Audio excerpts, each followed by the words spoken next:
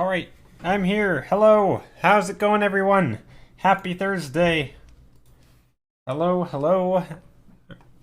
Alright, there's my smudge glove. I've got everything. I think I'm all set up on stream. I have the captions. Gonna watch and listen while painting yourself. Ooh, nice. What are you working on, Vanna? What's the plan for today? Alright, this can go away. And I'm going to... Yeah, I'm just going to start painting. I kind of have a plan of what I want to paint. So I'm working on a commission on the side, or not on stream. And I'll probably share it later if the person shows up. But I've been doing a lot of like painting things that are above us, like 'cause it's supposed to be something that's very tall. And so I'm gonna be, but I've realized that a lot of my paintings flatten out because I don't keep the perspective consistent. So I think I'm gonna do some paintings where I paint things that are primarily above the viewer, just to sort of train myself to think by looking up, kind of like viewing things from below. Because I feel like a lot of times things just flatten out because I don't add enough contour or something. Anyway. Right now I'm still eating, but we'll do some more thumbnails of trying to focus... Alright, focusing on trying to get a good sense of perspective. Nice. Yeah. Same here. That's also what I'm working on, is getting a sense of perspective, but just a different perspective. Because it's so common that I just draw things sort of eye level, mountains or whatever, right? And we're just kind of looking like our eyes are here, because this is the horizon line, and everything's just kind of at that level. But I want to really push it and see what I can do. So that's what I'm going to start with. Maybe the thing we're looking at is like, there's some sort of ground plane here, but then we have stuff above us. So maybe like, trying to think.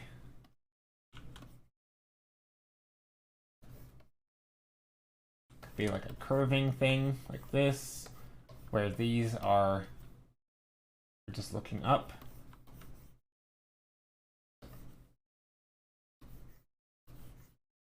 Something like that. And all the interesting stuff is happening up here. Could be something. Curious on which artists you are inspired by. Oh, so a lot, but I mean, a lot of times I don't even know their names, but there's a lot on Instagram that I like. It depends. That's always the answer. I can name drop people, but I think probably the easiest is first to give an explanation, because I feel like everybody kind of has their own thing that inspires me. So like sometimes it's a color usage, and it might be an artist who does even characters or something. But I may not be inspired by the characters themselves. It might just be the usage of color and saturation or whatever. Other times I like the things, the subject matter that people paint, and so I'm inspired by the subjects and other artists. Sometimes I'm inspired by brushwork or technique. So it kind of is I think it's hard to look. I mean, sometimes it's obvious, right? Some artists like Andreas Roca, who I've mentioned a lot, or Rocha. Like I think it's very obvious to see how I'm inspired by him, because he paints the same subjects I do and similar, like I'm kind of, there's a lot that I've learned from him across the board. It's not super focused. Whereas then there's other artists like Sandara, who I don't think you could look at my stuff and be like, oh yeah, I can see the inspiration, because outside of like maybe the subject matter of her painting dragons, then it's like, oh, there's a dragon in this painting of yours. Outside of that, I think it's not always obvious. Then there's some like concept artists that I really admire. And then there's some artists who I admire because they're just more like they're good educational personalities. So like Marco Bucci and Clint Kearley, and I mean I like their art too.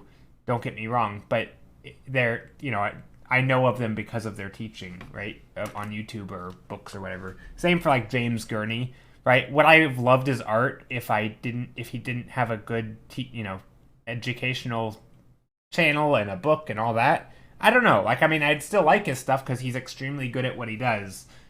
But I definitely discovered him because of his teaching. Same thing for like Tyler Edlin. Not super huge on like the visuals. It's not really my quote unquote my style. I don't know. I'm not, but I like his educational stuff, and I think he has a lot of good things that he talks about. So it really depends on the artist and what about them inspires me, and it's not always super clear to a third party looking. So I don't know. It's but honestly, the real answer is if I'm just like scrolling Twitter or Instagram or ArtStation or whatever, even DeviantArt, if there's an artist that stands out to me for something, right? It could be any of those things I just mentioned. I'll follow them or maybe browse their art catalog, right? I'll browse their portfolio and just see what they have, and yeah, I'll just kind of absorb it. So it's not always a case of like this artist is inspiring. It's more like some of the work from this artist inspires me for this very specific reason, but I might not even like the rest of it, right? It really depends. Hey there, how are you doing? Royal Ops, I'm doing well. Today is a good day so far. I think I am awake. I might be hydrated. I don't know. I slept in and I had my heat turned on really, really high. Like, really high.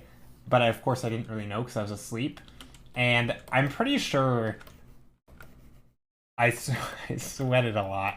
And so I woke up, I was like super thirsty. I'm like, oh my gosh, I need to drink some liquid. So I've been doing nothing but hydrating.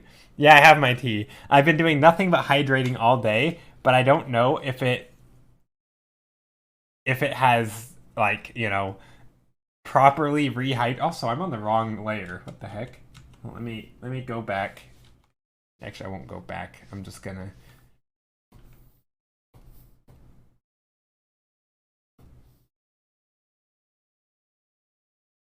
there we go. We'll just go like that.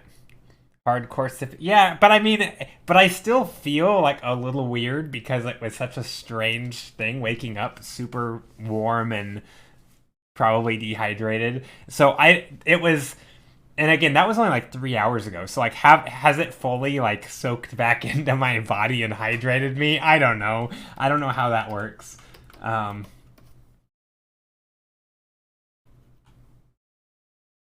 So yeah. The real answer is I have no idea. But yeah, hope you're doing well, Royal. And Sal, how are you? Okay. So yeah, no real plan today other than I do want to do some stuff with perspective and looking up. I don't know why, but I've been in a mood for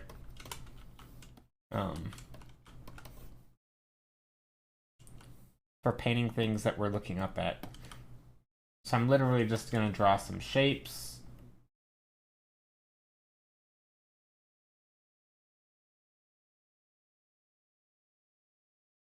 Just trying to get my brain in the mood to be looking up. So maybe these are some, I don't know, skylights.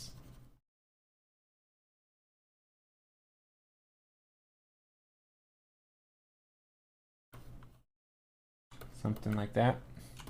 I am good, Joe. Survived the holiday stress and sickness. Nice! I'm glad you've survived. Hope you're all having a good last few days of 2022. Thank you, Skittle.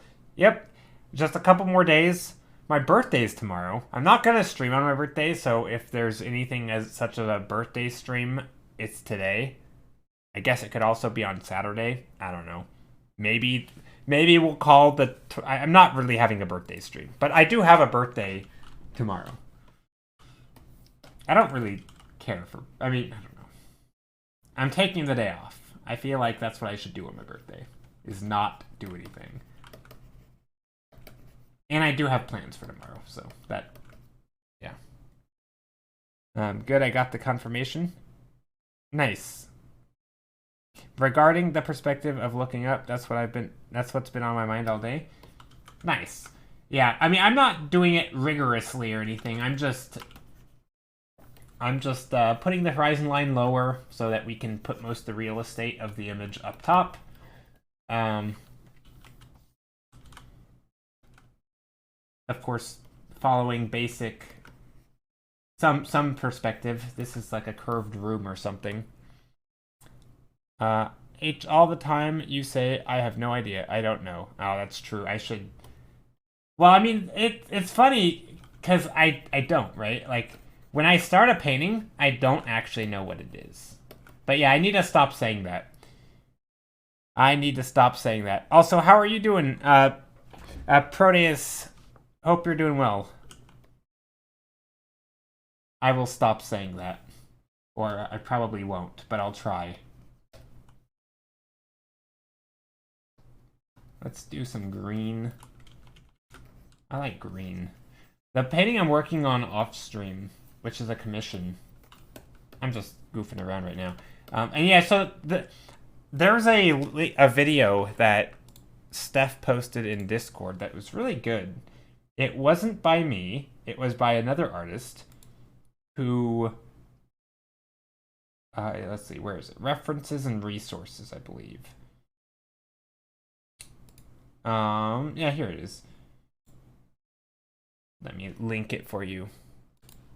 So this video, you don't have to watch it now. It's in references and resources. You're gonna call it yourself. You're gonna get yourself any cake or treats tomorrow. Probably something. I'm gonna go out for dinner with my brother. Yeah, so Angry Miko. I don't actually know much of their art. It's actually the first I've really seen of their channel. But anyway, this video is basically my process. Like, that's pretty much what I do.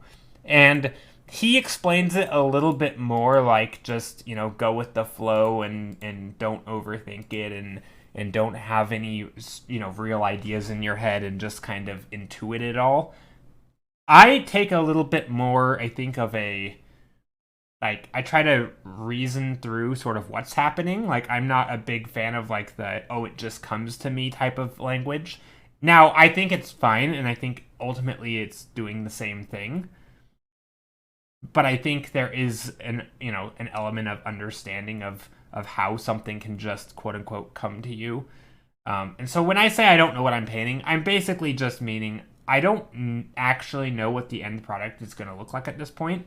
I don't have some idea in my head. I'm just sort of reacting to the painting. And, you know, in the video, he just, in Miko, I think, is that his name, Miko? He sort of describes it more as doing what the painting wants, which I think is extremely unclear to some people. But it also might be more clear to some people. So it's sort of two different ways of talking about the same thing. But yeah, that's sometimes why I say, like, I don't know what I'm doing. It's not because I'm, like, down-talking myself, but it's because in my process, I literally do not know where this painting is going to go. Sometimes it's just exploring different marks. It's trying something, seeing if it feels right or if it works, and if it doesn't look right. And when I say feel right, more like it doesn't look right. So yeah, sometimes that's a little bit of what's happening.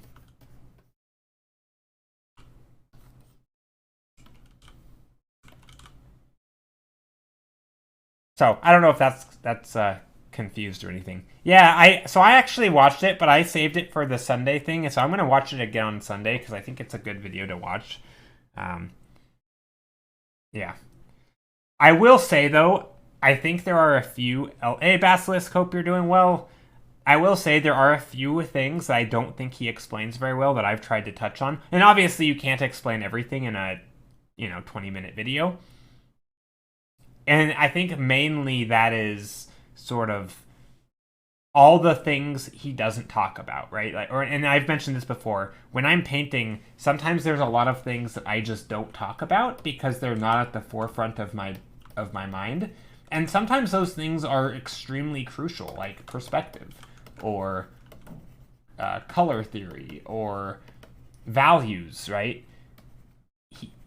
so there's a way to do something intuitively, but also be very acutely aware of sort of all these fundamental things. So I think that's an important part. And that's how you get better at intuition, right? So I guess I'm not a huge fan of sort of the, oh, it's all just intuition talk. There's actually a really good book, well, maybe not a really good book. It's debatable. It's actually no, there's what's the book called? Actually no, it's extremely not. It is a good book, but it's not. Actually, I guess it's two books. One book explains the other because the other book does a terrible job at it. So the first book is a really good book by Daniel Kahneman. He's like a scientist. He's a social economist. Like, yeah, what do you call it? Behavioral economist. I think technically maybe he might. Anyway, I think he might have started in economics, but then he is behavioral economist. Anyway, basically it's psychology / economics. But the book Thinking Fast and Slow, sort of if you've ever heard of like System 1 and System 2 thinking, like fast thinking and slow thinking, that sort of model was sort of, I don't know, described by him. Now, I don't think the concept was his, but that sort of way of explaining it. Anyway, I really like that because he sort of explains how you can take something that is extremely difficult, in some cases quite literally impossible, and through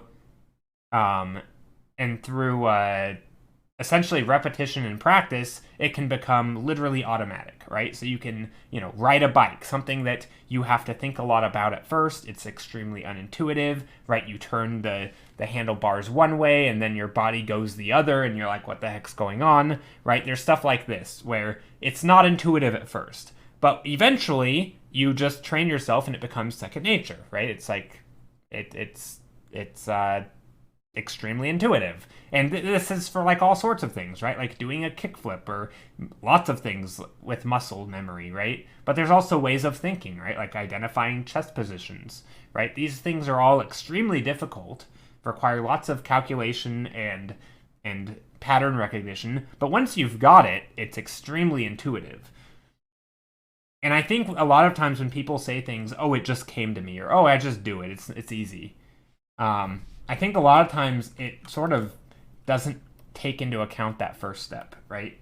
And that first step is you can get there. Just because it's intuitive to me doesn't mean it won't ever be intuitive to you, right? Or because it's not intuitive now doesn't mean it won't be intuitive later. And I like that element of it. I really like. It kind of touches on the behavioral and sort of, skill building element of intuition and how it's not this set in stone thing. And just because somebody has good intuition on a certain subject doesn't mean that is an innate trait. Anyway, there is economy for... so behavioral economics is more like people doing things that... I'm trying to think of an example. Gosh, this tells you my knowledge of the book. Not very good. Basically, behavioral economists are think of like things how behavior affects people's decisions, or how people's decisions are affected by psychology, right? So it's not all just supply and demand, right? It's not like a math equation, right? The old school of economics was very almost like math, right? It's like, here's our model. But in reality, people don't always behave that way, right? So, like, for example, people are very loss averse, right? They're losing $100 feels a lot worse than gaining $100 feels good, right? So you're more likely to hold on to what you have than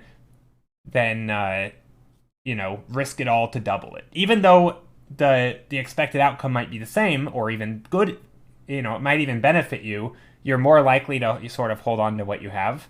And those types of things, and how behavior affects sort of, not necessarily economy, but just the behavioral side of decision making, basically. So it's not just to do with the economy. Anyway, but no, I like those topics. and it's sort of the cross section of decision making and behavior, and oftentimes relating to, you know, choices that can be, you know, like monetary decisions, but not always monetary decisions. It's really just decision making. Anyway, yeah, that's a rant. It's me, EK Man. Hi, Ike Man. How are you, Ike? Hope you're doing well. You've caught me in my rantiness, in my rantiest voice or day. But yeah, no, it's really interesting.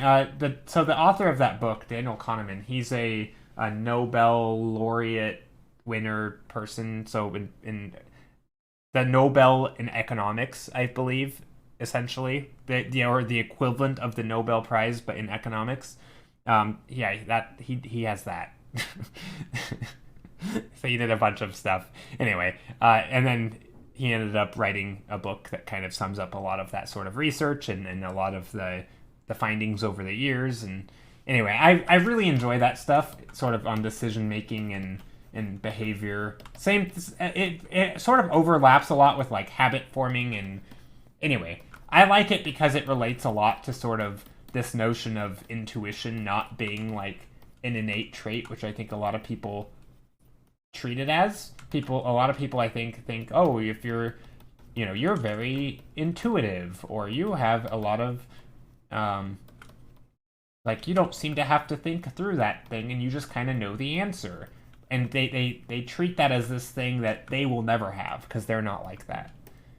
And I think that book kind of sheds a lot of light on just that's not really how people work, really. Like, you might pick up that intuition without thinking about it, and so it seems like you just have it, but it doesn't mean other people can't just have it. Anyway, I like that aspect of it.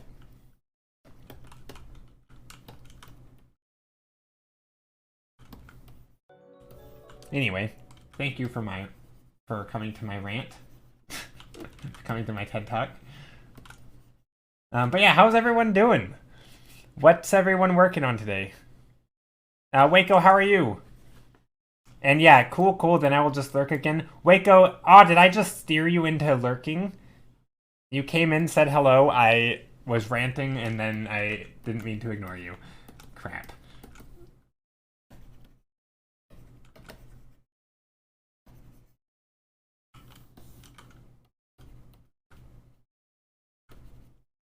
So I'm just starting simple with just doing some trees, trying to make it look like we're looking above them, painting the undersides of stuff, eating a sandwich at the moment, then about to art, hopefully. Nice.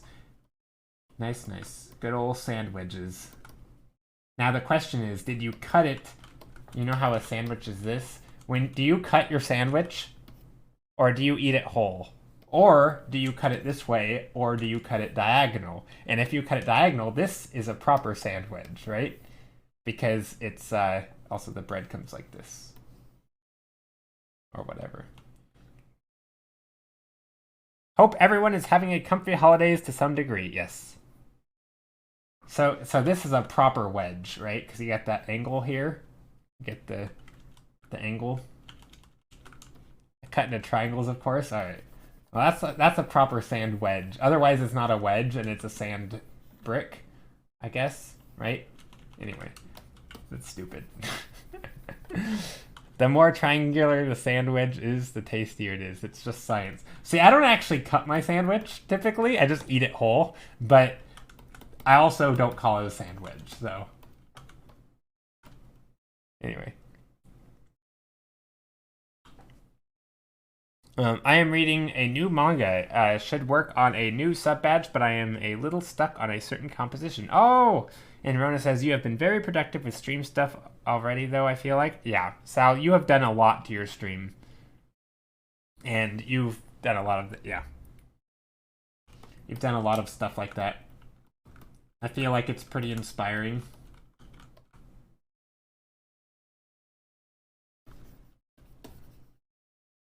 I'm trying to just paint stuff that is above us. Or not just, but like a lot of it. So I'm making a lot of these swooshy shapes like this, because these shapes are representing like the, if you think of like a this shape, right, I'm doing a lot of this underside shape, right, this edge. Or if you think of a circle like this, right, I'm doing a lot of these. I'm basically painting these edges, right, where these edges come around the form, because this is the top of the cylinder. Whoops. Let's draw this better. So if here's the cylinder that I'm drawing a lot of these shapes. So that's why I'm drawing shapes like this up the tree branches, because they're showing that where this thing is, we're looking at the underside of it, as opposed to the top side, right? Anyway. That's why I'm putting those little curves. Sometimes it just helps my brain to understand what I'm looking at, and it'll help later stages of painting, because I've already established that this is that underside of the branches.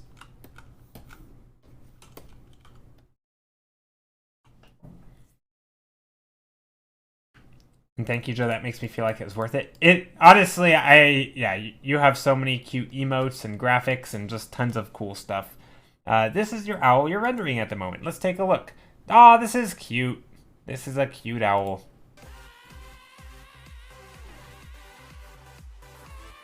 Aw, thank you so much, Gandalf. Thank you for the 10 months. Dang, it's been 10 months already. Gandalf, how are you? How are you, Gandalf? Hope you're doing well. My birthday came early. Just kidding. Me subtly throwing in that I have a birthday tomorrow. No, Gandalf, how are you? I hope you're doing well. How's your week been? Let's see, did I see you around Christmas? No, wait, you just, yeah, I saw you up near Christmas. I'm trying to think. No, I haven't seen you in a while, right? How was your Christmas? Or if you celebrate? I don't think I've seen you since Christmas. Oh, Joe, the cowboy was quiet. Yeah, I turned him up a little bit. Last stream I turned him down because some people were doing lots of gift subs, and cowboy was screaming everyone's ear off. Yeah, I turned him back up though just today, or just now. So I don't think it fully captured it in that moment. But yeah. It was good. Family was here, so was not on Twitch much. Ah, okay. Hope you had a good time with your family. And hope it wasn't one of those like crazy family get-togethers where everyone gets angry at each other. I don't know if that's how your family is. Mine's not. Luckily, I have a good I have a good family. No, my family doesn't get angry at each other really, and when they do, they just roll their eyes and leave each other alone. So, luckily, there was no like family feuds in my house. But yeah, hope everyone's holidays went well.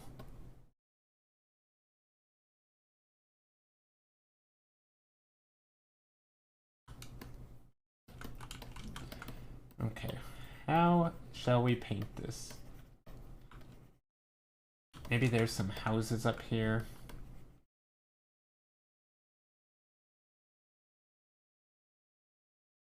No, I put Prozac in the stuffing, so everyone is. Oh no. All right. Well, there you go.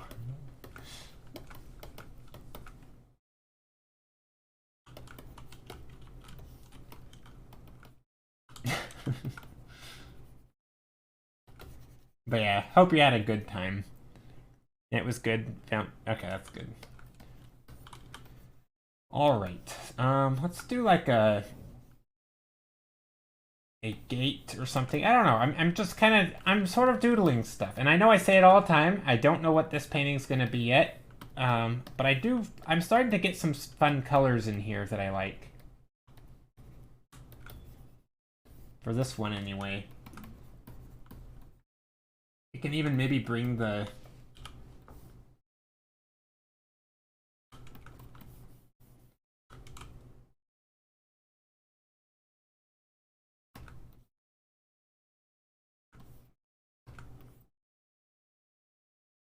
bring that horizon line down really, really far. Hello, I'm new in I'm terrible at landscape background painting, so this is cool to see.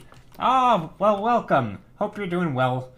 Yeah, if there's any questions, feel free to ask. I'm not always great at explaining stuff, just, by rambling and explaining what I'm doing, unless there's like a directed question. But if you have any specific questions, I am more than happy to explain stuff and what I'm doing and maybe even what I'm thinking about, kind of all that. Because I realize this is sort of a bit of what I'm doing, sort of like a juggling act where there's a lot of moving parts at once, right? You're thinking about things like perspective, or not really thinking about it, but you're juggling things like perspective and composition and colors and the subject matter and all this stuff, right? And so sometimes it's not extremely easy to talk about what you're doing because there are a lot of moving parts. And if I'm focusing on one, that means there's like 5 others that are going on autopilot, right? It'd be like trying to tell a story about each ball that you're juggling at the same time. Like you can't. You can focus on one at a time, but it's yeah. So that's my analogy for sort of what I'm doing. But I can break it down if you have any questions. Directed questions are always are always nice, I guess. I like answering questions. So I'm adding in some blue because I feel like I wanted some sky back there. Also, it'd be nice to have a secondary light source, some maybe ambient light, which can shine down on some of these plants in the foreground, whatever this might be.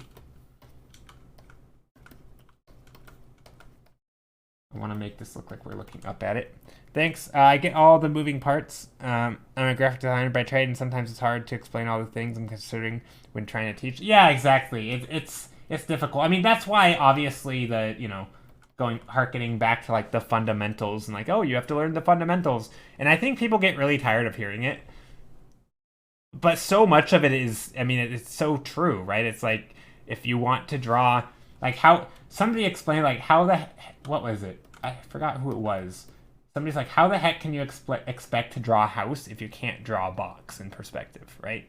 Like, houses are way more complex than a simple cube. But if you can't draw a cube in perspective, then good luck ever drawing a house in perspective, right? Like that would be, if somebody said draw a house from the bottom, right, looking up, well, that's going to be quite difficult if you can't draw a cube looking up, right? But then when you start doing all of this at once and you're lighting it and you're this is going to be darker because there's less light because the light's coming from up here and there's little awnings and like at some point it's like you're doing all of this stuff at once and you're designing because you're picking little shapes and all that. Anyway, that's a terrible example, but you get the idea. So that's kind of, yeah, I don't know, it's tough. But I like it. It's a fun challenge to sort of pick apart the things. Anyway, I guess that's how I think about painting. I don't know if this is good or bad. I remember listening to something. Gosh, I never know where I get my information because I listen to so many different podcasts and videos and audiobooks and all this stuff. But I remember somebody saying that from like a money standpoint, it's very beneficial for artists to talk about art as like a magical, mystical thing that some people can do and some people can't, and like sort of keep it a secret because it kind of adds that element of, oh, some people are meant like this, some people are artists and some people aren't, or this sort of, it kind of creates an additional value to the thing. And I hate that. So I don't know if I'm actively hurting myself, my stream, potential future. Like I want to demystify, like art is not a mystical thing. Like you can understand essentially every element of it. Now it can be hard to communicate it in one sentence, but I think there's a lot of different moving parts that you can understand each of them and you can kind of start to understand how they all fit together. So yeah, I just don't like the sort of, oh, it just comes to me sort of thing. And like I have a way that I think about it, And it might be hard to communicate, but it's definitely a very real thing that everyone can learn, right? Like, there's no illusion here. For me, oh wait, in an alternate reality, you're a teacher, says Ridic. I don't know how to say your name. Ridiculumdrum. Ridiculumdrum? In an alternate reality, you're a teacher because I also like attempting to explain what I'm doing. Nice.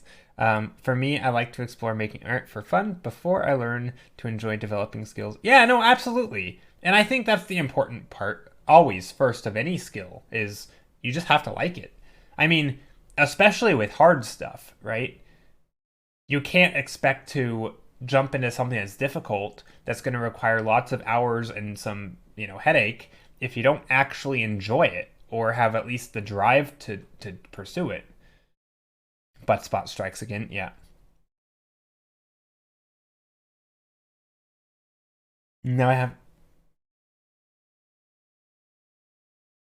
I actually think now with all the AI stuff, or with the AI stuff, that showing the process might be more important. Yeah, no, I agree. In fact, this is a thing that's kind of been ever so slightly pressuring me more to do like YouTube videos and link to the process more. Now, luckily, I do use Clip Studio, and it does have a process feature built right in, so I can, as long as I'm recording, I can always show my process. Um, and I definitely agree that it can be really valuable to show the process, especially like I don't claim to be like here. I'm gonna share a commission I'm working on right now. Um, and it's not finished, and the person who commissioned me is not here at the moment, or I don't think they are, and they are always welcome to give me feedback.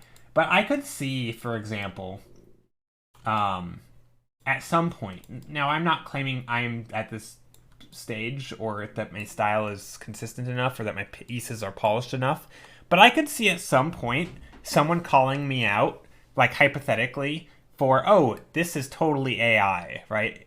Now, I don't think I blend that much, and I think you can see more brushstrokes than AI, and right, there's an element to it where I don't think it looks like AI. But hypothetically, I could see a time in my life, maybe a year from now, who knows, where somebody calls me out for doing AI. And it's like, I kind of am awaiting that. Like, I feel like, on one hand, like, the AI is going to have the technical stuff, right? Like, technically, the AI is good, right? Um, anyway, this is not finished, but this is a thing. Anyway, and I'm kind of waiting for that day. It's sort of like, so I know this is a weird time to bring up chess again because I keep talking about chess every stream, but it'd be sort of like if someone accuses you of cheating in chess, right? Oh, the AI is totally that far.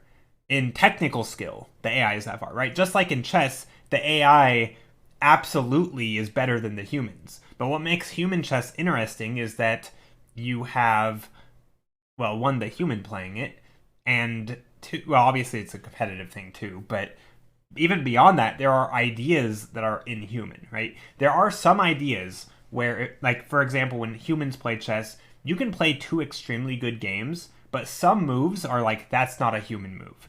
And you would know that because it doesn't have a logic, right? There are certain things that don't make sense to anyone other than the computer. So it doesn't matter to me if technically computers are better, right? Computers know math, right? They can calculate perfect perspective. Like, there's no reason to think that computers won't be better on a technical level than humans.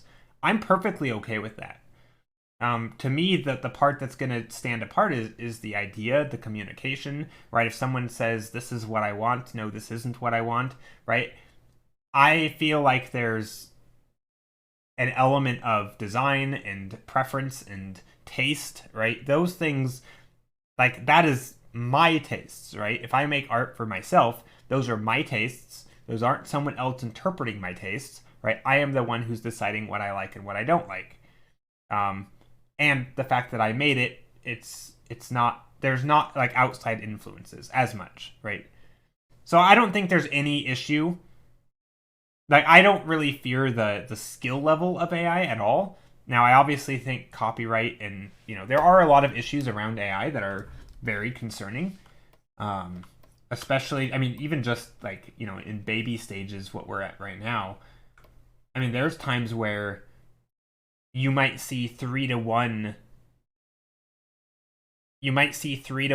paintings on DeviantArt as all being AI. Like, there might be a point, right? And I it's weird to even reference back to this guy because I'm not even a huge fan of that video. But the Steven Zapata video where he just, he's kind of making the hypothetical statements of like, you might be so, like, because of the pace that AI can spit out images, it might be hard to ever find a human-made image at some point, right? If it's just the flooding the internet, right? Bot accounts flooding DeviantArt with uploads for AI, all mislabeling them. Like, you could get swarmed with AI. So to me, I don't care really that there's going to be great art out there. There's still that human element that I am more interested in. So yeah, I mean, yeah, anyway. Yeah, I mean, I did do thumbnails, but I was also just jabbering. I mean, I can do a lot quicker thumbnails, but I wouldn't be surprised, and this is just me speaking honestly, if I eventually abandon sort of this intuitive, quote unquote, intuitive way of painting, sort of this exploring ideas and coming up with it sort of on the fly. Because to me, this is actually kind of what AI in some way does better. But I think if you have a concrete idea, so say commissions, right? I think there's an element of this that can be done better, right? I'm not claiming this is better than what AI could do, but there is an element of, I mean, this, obviously I painted this, so there's that. But I think that taking an idea or telling a story and telling it with a certain intent, I think a good example, and again, it's weird to toot my own horn, but a long time ago, somebody asked what a concept artist does on Reddit. And somebody is like, AI, they were just spitting out AI art on a concept art forum, and people were calling them out, and essentially saying, what was the prompt? Like, did you know what you were designing for? And I responded as like, I think AI is a really cool tool to potentially help in design. However, AI is not the one asking the questions, right? If you are to say, hypothetically, designing a new Batmobile, right, and say an alternate universe of Batman, with slight changes to Batman and who he is and where he lives and what the environment is and who his opposition is, like, you have to be able to ask questions like, which resources are available? Can he build his Batmobile out of this material, right? What's his access to all these things, and what resources does he have, and who are his enemies, right? Does he need the same gadgets that current Batman has, or does he need different gadgets, right? What are the plot lines, right? Think of like James Bond's car, right? Like, in James Bond, doesn't Q always like rig his car with all these new gadgets depending on his mission? Like, that to me is kind of the type of thinking that humans do, right? They ask the questions. AI can spit out beautiful stuff, but it only knows what you tell it, kind of. And it might give you some new ideas, but I feel like there's an element of asking questions or like inquiring about, for example, if a director sent me the script, no, I don't work with directors, but hypothetically, if somebody were to give you a script of a movie, right, and you wanted to design clothing for the character, you could schedule a new meeting with the director and be like, hey, I want to know more about this character's backstory, right? Tell me more about them. And if it's not invented, let's invent a backstory so we can make the design more rich. I don't really see AI going in that direction, right? It can guess, it can make stuff that looks like a backstory, but is it actually going to be, say, for 3 movies down the line where that character might play a more important role? Maybe you want them to have an actual backstory, right? So you need to leave some parts open and some parts closed, right? I think humans can ask a lot of questions, and I think asking questions and teasing out where you want the thing to go, right? Maybe the person didn't initially know, right? It's kind of like when an actor will improv a little bit and it actually makes it better, right? There's an element of if they just read their lines and did what was told of them, it wouldn't have made it better. I mean, maybe AI can do that too, but I don't know. I just don't think of it as. I don't know. At some point, it's just the AI is doing its thing. I don't know. I like that. I think the human element is really important because they can ask questions, right? You can go and do more. It's sort of like, okay, it's like, oh, this is a tree, right? Here's a gateway made out of branches, right? There, it's a tree, whatever. If that's all it was, I could have the AI finish it. The problem is, I haven't asked myself, what's back here? Is there a castle back here? Maybe. If there is, then I can design the castle, right? Is the castle designed out of trees, or is it some other place, right? Maybe these are this is a castle spires back here, right? Or maybe it's not a castle, right? But I have to ask that question and come up with an answer. Right, there isn't really going to be an AI to make those choices because it's not asking and answering those questions. Right, if I were to give this image to an AI to finish, it's not going to put a giant car right here, right? Because there's nothing indicating that I want that there yet. But it could be the case that later down the road, that is the perfect choice. Now, it probably won't be, but hypothetically, it could be. So yeah, I don't know. Anyway. I like AI, kind of, but I'm not really too concerned with the power of it. I think that's exciting, to be honest, kind of like the chess engines of the world. But I am much more concerned with copyright. I feel like the copyright element is scary. It kind of looks like some of the courts are kind of leaning in the direction that if an AI makes it, you can't copyright it, which seems okay-ish. I feel like. But that seems extremely sort of business focused, right? Like, if you want to profit off of it, you can't as well or as easily. But up until then, you can steal whatever. And that, to me, I don't like that. I think there should be, I don't know, I feel like it's an okay area to end on, but it's not amazing.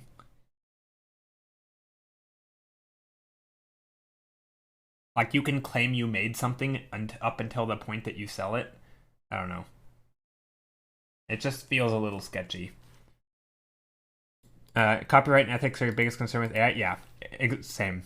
The legality of it is its own issue for me. I don't think that AI art is truly going to replace... Yeah, no, same here. I don't either. I mean, there's always going to... so another thing is people always just talk about like the skill of the AI. That's not even what sells art. Like, if you've ever set foot in or I've never set foot in a modern art museum, but like there's a lot of art that it's not all about skill, right? I think that's been very clear for a very long time, right? You can tape a banana to a wall and it potentially can sell, right? I mean, under the right circumstances. Clearly there's more to it than just visuals. And that is the human, right? The human, the story. We talked about that last stream. That's important stuff, and that's not going away. But yeah, the AI, the art, the ethics and stuff is kind of scary, to be honest. It seems to be. Yeah. Anyway, I'm sort of, I guess, just waiting to see the fallout or where we go with it. But I don't know. I kind of have hope. There's gonna be enough big, like, newsworthy cases where people do extremely questionable things with AI to where people are forced to make a decision of, like, what is okay and what's not. I feel like it's gonna lean down, though, on the side of, like, money, when money comes into play, and not on the ethical route, which is typically the case in our society. It's not so, it's only unethical once money starts being made on other people's work. And I don't really like that, but that's my impression of where it's going. And I hope that there can be pushback. There needs to be regulations on the code and how people can use keywords, and that's going to be expensive. I don't even know if that will ever be a thing. I feel like it'll get to a point where a human could, any one person, like right now, you have entire companies creating these things, but I would see it get to a point where just, a kid in their basement can do it, right? I mean, that used to be the case with deep fakes and stuff, right? Like if you wanted to superimpose someone's face onto a moving character, right? Hollywood could do that for years, right? Because they had very skilled people. But now there's apps that can do it very, very well, right? And you can be some random kid in your bedroom and you can superimpose a celebrity's face onto a body, right? So I think it wouldn't be surprising if anyone will just be able to scrape the internet for data, copy images, create their own models. Like, I don't know if the model and data collection issue is going to be easy to crack down on, right? I think it'll have to be a little bit further down the line in how it's used. I would imagine kind of like with internet theft right now, right? You can take images how you want, but the second you try to sell them, that's not okay, right? So if you want to take an image, that's fine, but marketing it and selling it is not okay. I hope AI takes a different approach. Yeah, none of it's being tracked. That's simple. Yeah.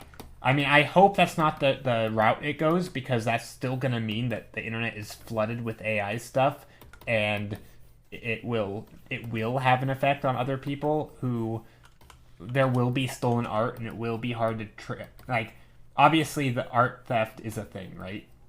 Using data that you didn't agree to, and people can mimic your art because they stole your art, but somehow it's not seen as theft. That's an issue. But yeah, I don't know. I'm not sure what the fallout's going to be, and I'm a little concerned, to say the least. But I'm also hopeful, because I think people are pretty good at adapting. People are pretty good at, like, I do think, the power of the tool itself, I do, as much as I think it doesn't necessarily, I don't know, sometimes it's talked about too much and sometimes it's talked about not enough.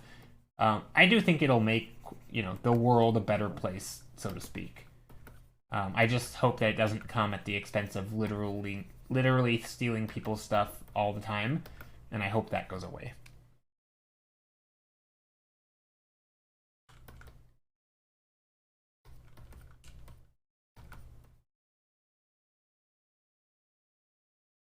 But I also feel like it will take some significant cases for that to even be an issue. And if those cases don't crop up, I mean, I know some big cases have cropped up where there's been lots of ethical or borderline stuff, but there's also been some promising stuff, right? Hasn't there been a couple decisions in courts essentially saying that if a human didn't make it, then you can't copyright it? Like, that seems pretty important. I mean, that feels like it's pushing it into the realm of reference material, right?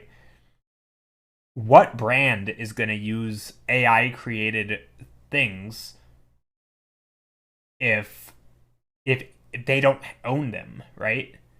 Like, can you imagine a game? I mean, think about all the NDAs that people sign to keep their work private, right? To keep their work sort of under lock and key, so that their stuff isn't being released to the public beforehand. Think of all the work that is done to make sure that no one steals your IP. Imagine companies didn't have ownership of their own characters. They would. Can't imagine a single company wanting that to happen. So I don't imagine, if that were the case, I don't imagine they would stop using people. Like, they would have people. Now, there's always going to be this weird overlap of how much of it is human, how much of it is AI, right?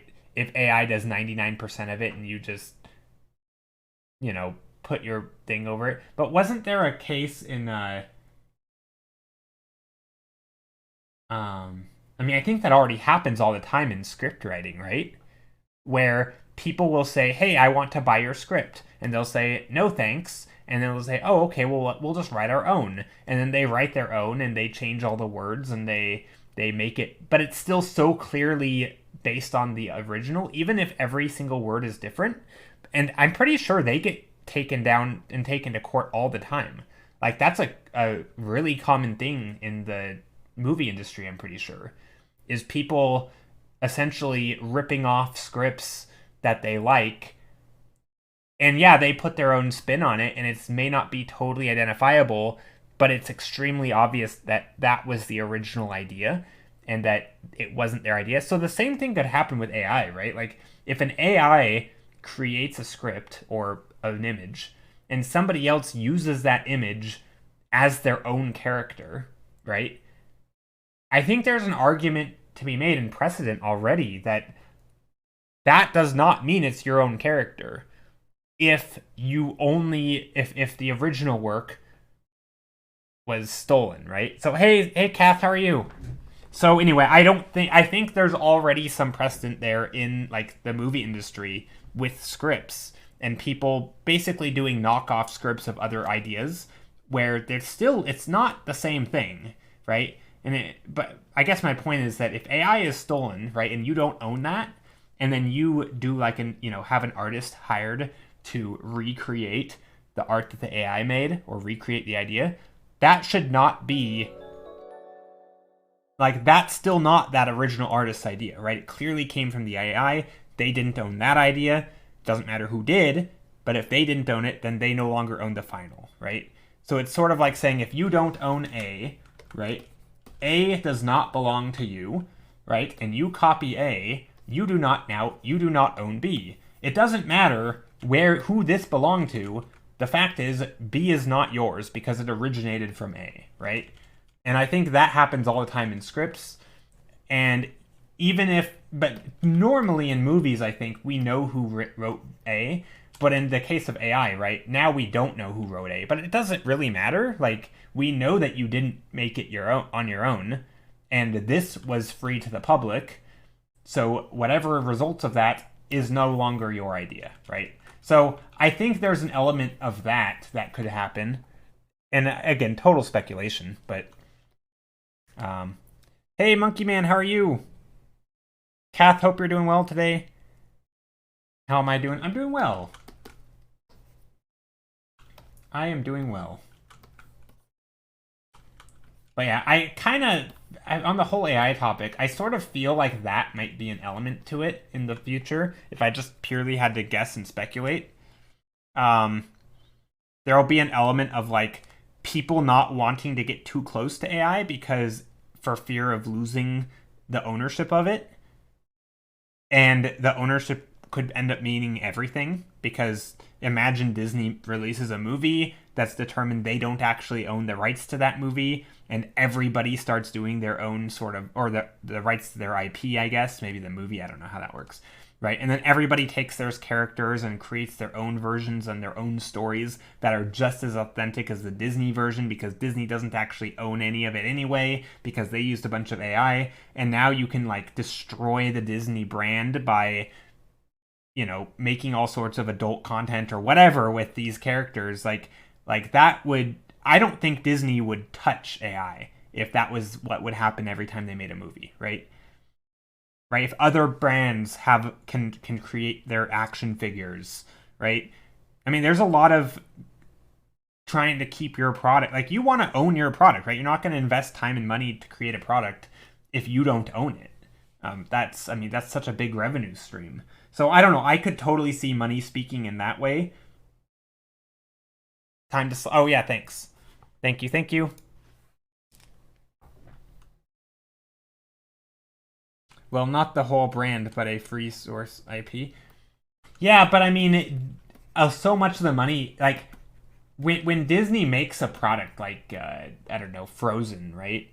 They're not just releasing Frozen. They're releasing action figures. There's a musical. There's songs and albums and cartoons and all these things that Disney owns.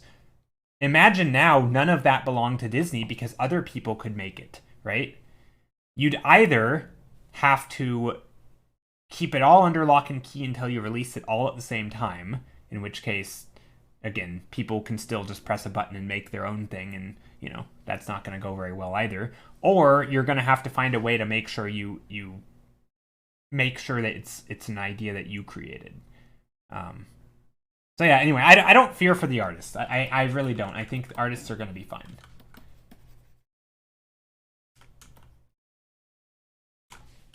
But I do fear for copyright, because that, I think a lot of people are going to get screwed and have ideas and do things, and people are going to come and snatch them up. I mean, it already happens to some degree.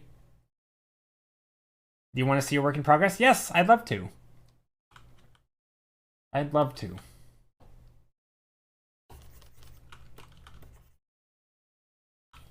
Let's do some painting. Also, I'm trying to figure out what I want to paint now. Let's think. I want to try to paint a little faster today than I did in previous days. I've been running out of time lately with painting.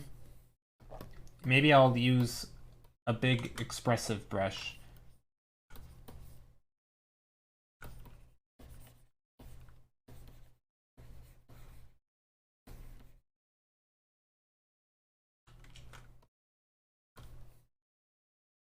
There you go. Ooh, let's take a look.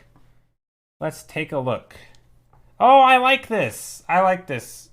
I feel like you've definitely improved over a little bit. That sky is really great. I like it. I like this a lot. It's also very painterly. Yeah, this is really nice. You struggle with drawing trees? I mean, I think you're doing good. I think you're doing well there. I mean, you know, there's always going to be, you can always do little studies and you know, different things.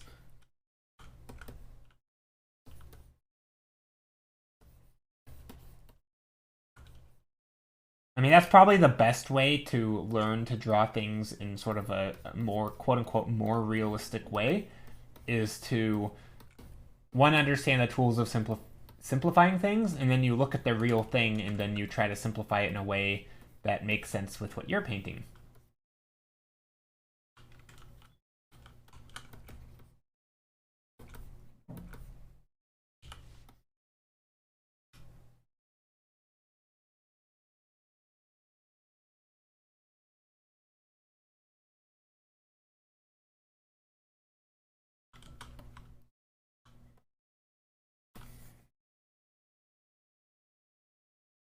I like the traditional look about it. And it's going to be my last. This was going to be my last painting of 2020. Oh, but is it not? That's cool. Yeah, no, keep doing them. We got a few more days. I don't know what my last painting of 2020 will be. I mean, I guess I kind of, probably my commission. I don't know if I'll finish it before 2020. Or before 2023, but I guess that'll be probably the last painting I'm working on. Which is kind of nice, I guess. I don't need it to be personal work.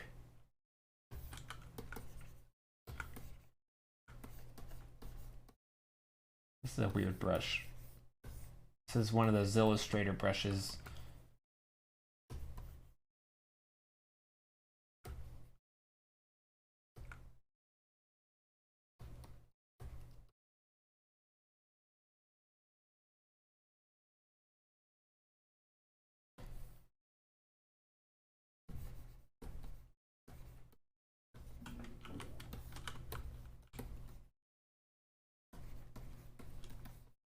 Winter Wonderland painting. Maybe some clouds.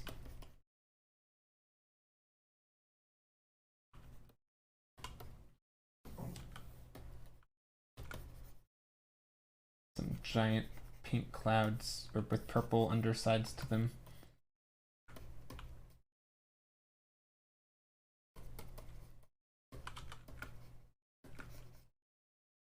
Such a cute little composition, Joe. Oh, thank you. I'm glad you like it. I feel like it needs a little bit more pink in here. But maybe not. But yeah, Kath, how are you? And how have you been? I feel like it's been a while, kind of. I don't know. Not really. Oh, 5-minute sketch? Okay. Also, I still haven't gotten the thing, whatever you sent. Still haven't gotten that. I don't think.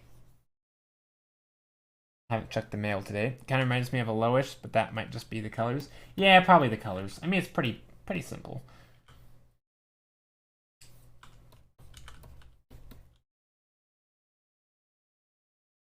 Okay, so yeah, let's do a 5-minute sketch. I will say, when I switch up brushes, these brushes, oops, it's hard to not make something look nice. These brushes are super just flowy, but I will say I don't have a lot of control over the shapes. Like if you look at these arcs, they're so perfect. Oops, ignore the weird brush I'm highlighting with. But these shapes are so consistent and they repeat so perfectly because I'm not the one, like it's a lot of that has to do with the brush and not me. So I will say it's hard to come up with really original shapes when I'm doing this because the tools are playing a big effect or a big role. And that's something that I do want to work more on, is getting the shapes more custom. Another instance of this is already running. What? But I don't see any. Oh, here we go.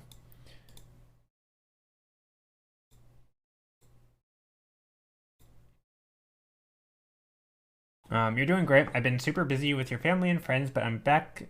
But I'm going back to my other home tomorrow, so I think I'll be around more soon. Oh, nice. Yeah. So tomorrow. So this doesn't. Sorry, guys, for a second. I'm doing random, not business, but like off-stream talk. So tomorrow for movie night, I will be here, but I am going to hang out with my brother afterwards, so that'll be fun. So I still have a few more things that I'm doing this year, I guess, before the end of the year. But yeah, for the most part, I'll be around. You love the colors of number 7? Thanks. All right, I'm gonna turn on the timer. And then I'm gonna turn on, well, then I'm gonna turn on the timer. But first, but wait, there's more. First I'm gonna drink some tea and hydrate. Some bro B-Day time. Yeah, we're gonna go and play that game I had mentioned called Splendor. It's like a, sort of like a card game. It's not like Catan at all, but it's sort of you have these like things. Anyway, I tried to explain it last stream, but I failed miserably. But anyway, we're gonna play some of that game, and then but first I think we're gonna go to dinner or something. I don't know. It's gonna be a fun evening. I'll probably be very tired on Saturday because I have a feeling I'll be staying up late, and I work super early Saturday. But that's whatever. Maybe I'll give away my shift or something.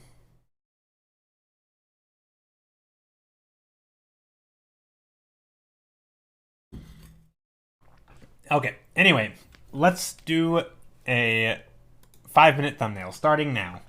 Okay, so I'm just gonna use the same brush that I just used here. I'm gonna try maybe some reds, some whites.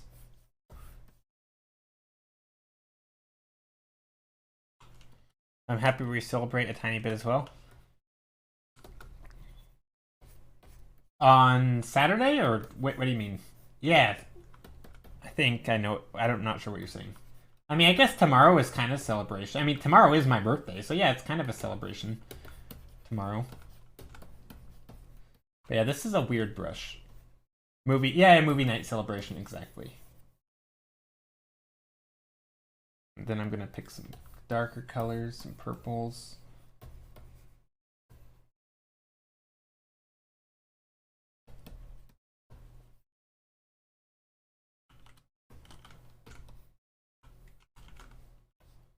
And maybe some oranges.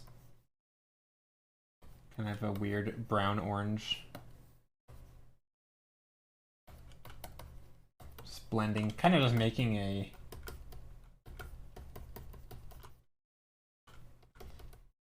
something. I'm just trying to use a different brush is really all I'm doing.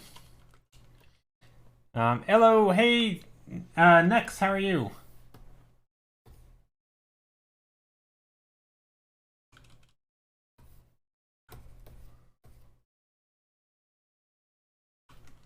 Okay, so this is something.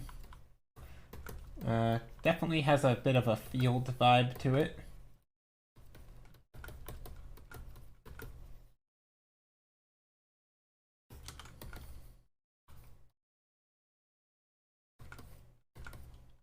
Ooh, I know.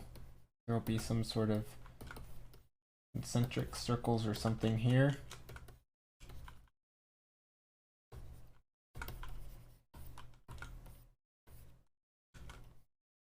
Sort of sky. Maybe we'll get some blue in here with an airbrush. Nope, that's too... It's not blue enough. I don't know, what would a color dodge do? Color dodge. Orange.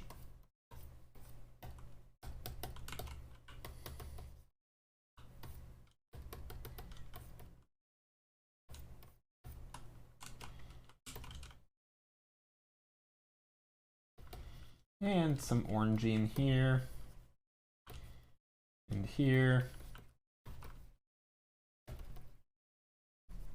And then we can get some of that purple in here as well. And the shadows.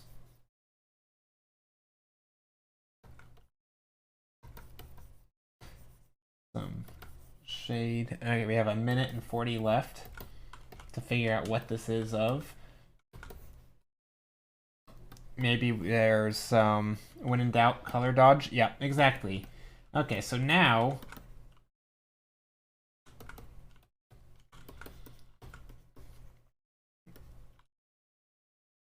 maybe there's little homes sticking up here.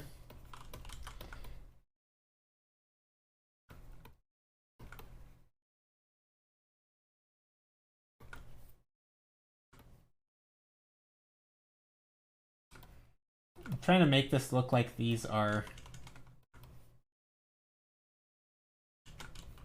coming towards us.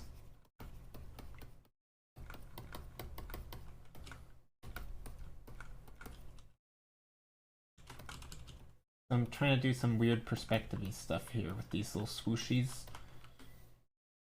I don't know if I'm achieving it or not. I don't think I am.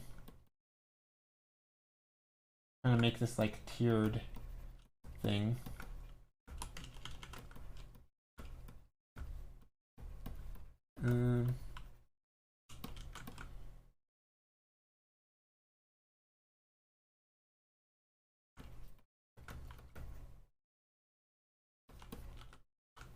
Doesn't look very house-like at the moment.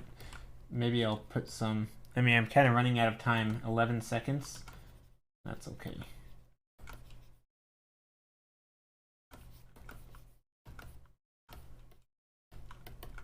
And the last touch before that ends is just going to be some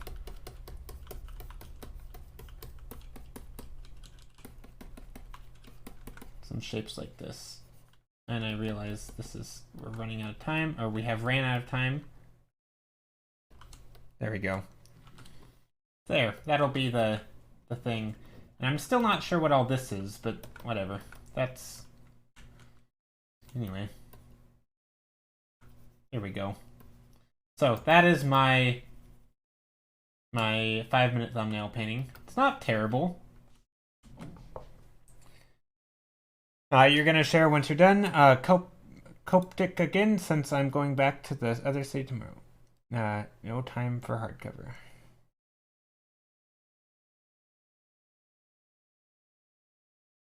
Yes, please do share when you're done.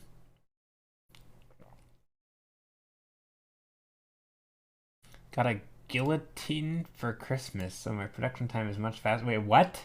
What for Christmas? Isn't that one of those things that people chop other people's heads off back in like the Middle Ages?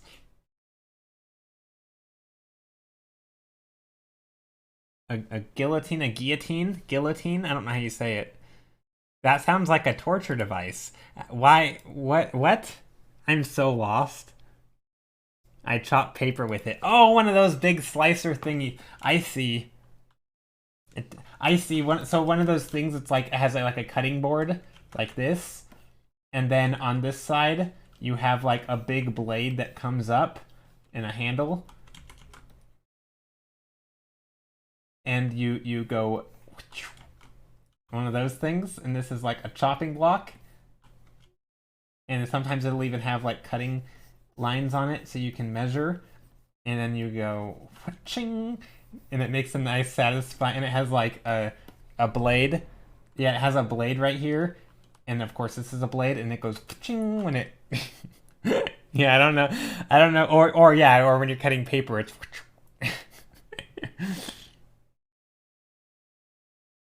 today these days the mechanism is much safer and less revolution like. Yeah. Cat, my production has been much higher, and Joe's like, what kind of production are we talking? Yeah. Well, you're talking, yeah, I'm thinking torture devices, and you're talking about upping your production. It's like, hold up, hold up. Are these people doing this for you? What's going on here? Kath has become Kath has become a villain with book production.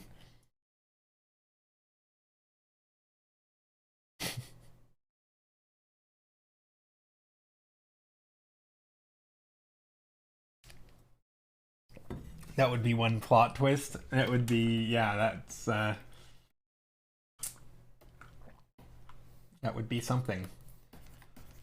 You know, I am like, okay, I'm gonna say I am loving this brush. I've said it before because I've used it before, but there is something, and you know what? Actually, I'm not even gonna say that. Let me backpedal. I don't think it's the brush. I think it's that I'm getting out of my comfort zone by using a brush that I'm not used to. I think that's what it is, because I don't wanna mislead people and say it's the brush. Because obviously it's still how you use the brush, but I do think there is an element of it's new, and new stuff is what do you call it? It can give you ideas that you haven't had before.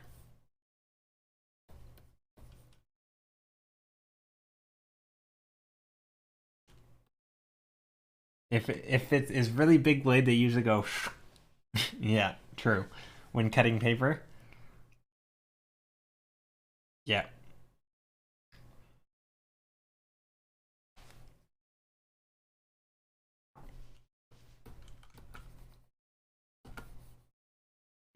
My teacher has one of those mean big boy guillotines, so the sound is stuck in my head. I remember using those in school as well, and I loved them.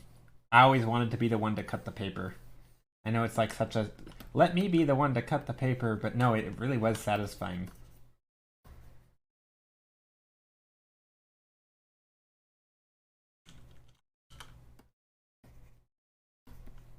Oh, I have an idea.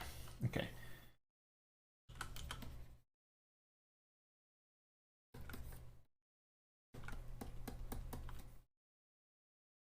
Many of us students commented on how we sometimes felt like we were doing a revolution while cutting our papers. That's funny.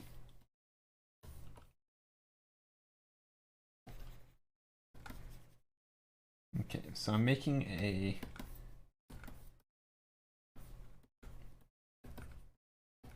maybe there's some mountains or something back here. I'm trying to go pretty quick on this.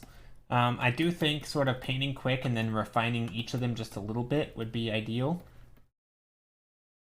This one, it's funny, I'm actually painting in hard edges or implied hard edges with this brush. I feel like Zillustrator would be proud.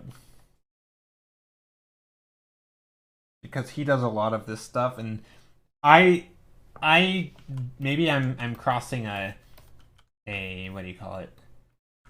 I'm breaking into new ground here, maybe. Or maybe not. Maybe I'm just imagining things. But there is something to be said about, like, I used to always hate painting like starting out a composition with soft brushes because it's so much of it to me is the first steps are like defining your shapes and getting clear light and shadow and doing all that. And that is so hard with these really soft brushes. And I would never recommend a beginner, I think, start with a purely a soft brush if you're trying to just start with color, because there is an element of needing to know where your foreground, midground, background are, your shape divisions, there's a lot of additional things that are good to know, but it's extremely nice, I think, once you start to get it going. I don't know.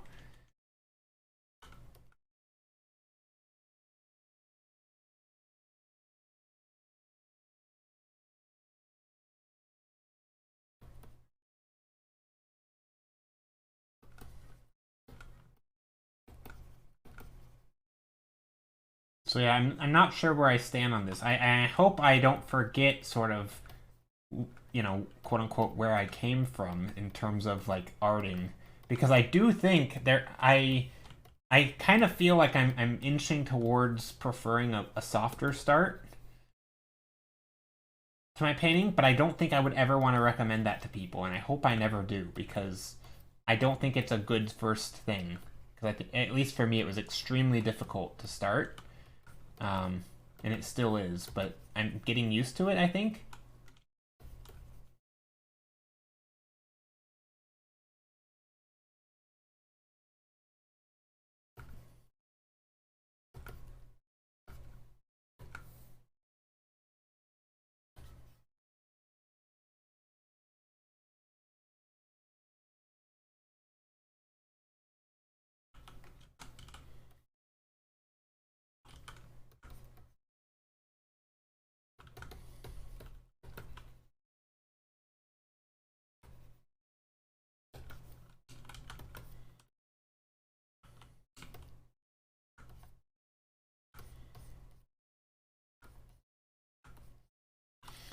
It's like I'm just using one brush so far, and it is nice. Dang, I've never been ranting about brushes so much. Oh, Basilisk, let's take a look. May I get an opinion on this? General opinion is fine, but if there is a specific thing I can add or take away that will help it overall, I'd like to hear it as well. Let's take a look. Starting in just a moment. No, I like it.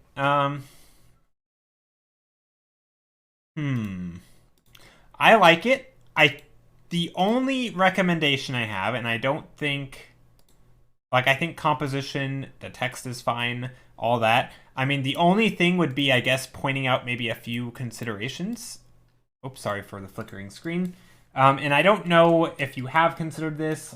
I don't know how your solution to the problem, but basically consider things like, does this have the mood of your I don't think it's that important, but like I think it could be important to sort of have the same mood that you have on stream. So to me, this image is sort of nighttime, cold, maybe a little cold and foggy, almost spooky, but maybe cozy. It has a coziness to it though, so that's nice. I might try to play up the sort of the warmth from the light and sort of like make it cozy-ish, if you know what I mean. Like I think it's good. I like it a lot. And I think probably because you made it, it's gonna fit your stuff, right? Like I think that would be the only important thing if you have a consistent starting screen, would be so that people know what to expect. And I think the fact that you made that art is probably enough. And I don't even know why I'm saying what I'm saying right now. I wouldn't make it any less you, because that's the important part, right? That's important, that people know what to expect. But again, how many people actually show up to a stream before you go live? Not very many. So I don't think it actually matters in that grand scheme of things. I think it's nice, and I think it works. It's one of those things where I think overanalyzing it probably sort of defeats the purpose because it's not that. Like, I don't know. I don't want to say it's not important because I think it definitely adds to the overall vibe of the stream. But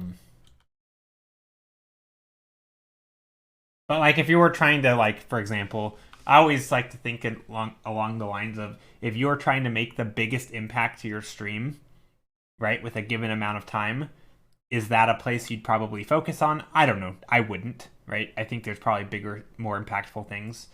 So no, I like it. I think it looks great. Sorry if that sounded extremely unencouraging, but I do like it. I think you did a great job.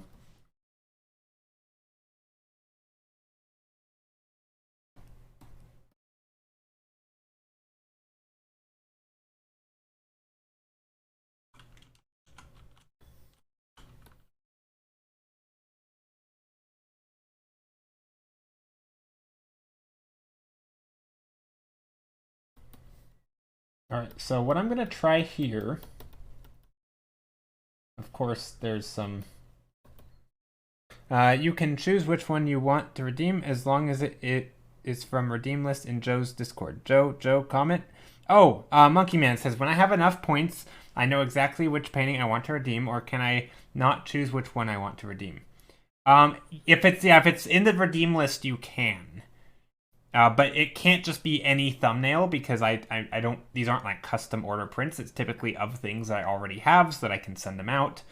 So yeah, there's a print redemption Discord channel. And that's, I think that has everything. Print redemption, if you go to that channel in Discord, that should have all of the prints that are available to be redeemed. Most of the good ones are up there, in my opinion. Technically, if it's a post that I put on Instagram, ask if it's not. How do I word this? If there's an image on my Instagram that you want that isn't in the print redemption, there is a chance that I have it. Okay. Technically, I do have prints that are not in the print redemption, which I am okay with giving away, but I have removed because I didn't want an overwhelming list of prints. But there are there are a few. But for the most part, the print redemption channel are the prints that I have. So just to clear up what that means right here, right? So if you go to like their schedule, then print redemption.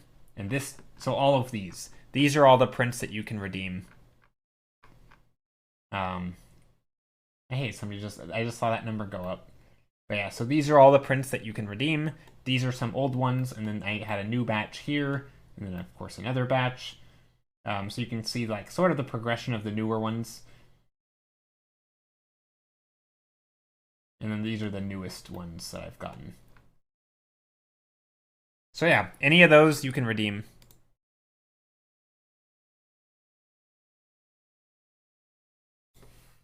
But like I say, there are some. Oh, the thumbnails are looking sweet tonight. Thank you, Vana. I appreciate it. I'm glad you like it. I'm actually really happy with this one so far. I'm going to try to change the mood though. So what I'm gonna do real quick is copy this rectangle, copy paste. OMG, Joe, read your Discord messages. That's was that too much? What do you mean? So, look, this is a private one. This is not a server. This is a private thing, but I'm not going to read it on stream. This happened after the start of stream. So, by the way, this one, called this went up by 54 messages after I started stream. All the rest are servers, and yeah, some of them I haven't looked in it for a long time. Like this one, 3K plus. Like what the heck? I have so many channels that I never pop into. Sorry, Sal. Sal's sporty. There's so many that I never look at. But the top few though, I stay up to date. Anyway, enough with Discord. I'm really bad at Discord, okay? Leave them, Joe. They're gonna be left. I'm not. Oh, leave the channels? No. I like. Why would I leave the channels? What if I want to use them?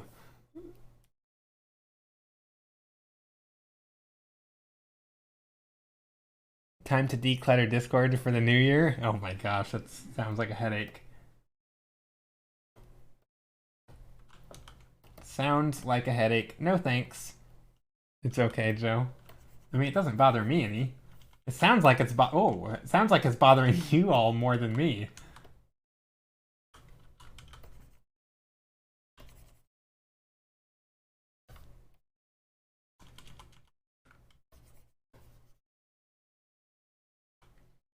With that much unread, you clearly don't go into them at all. I mean, some of them, no. That's true, I should just leave them. It's still some time left before spring cleaning. Yeah, I have the same issue, Joe. I have some channels I prioritize, and some I visit now and then. Yeah. You're like that one with 13K unread emails I once had the pleasure of backing up. Holy crap. 13,000. I mean, that has to just be junk emails, right? Nobody's actually sending someone that many important emails. Clearly. And clearly they're not important. I mean, email to me is typically unimportant.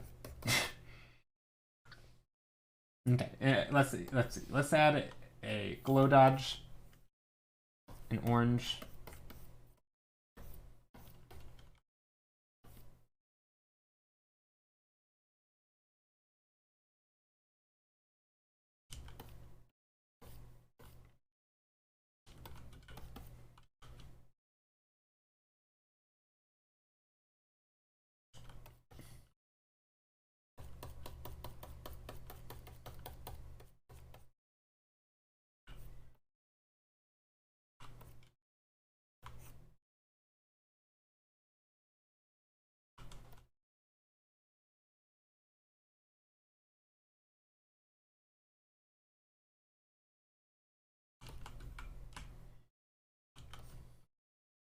So what I'm trying to do is make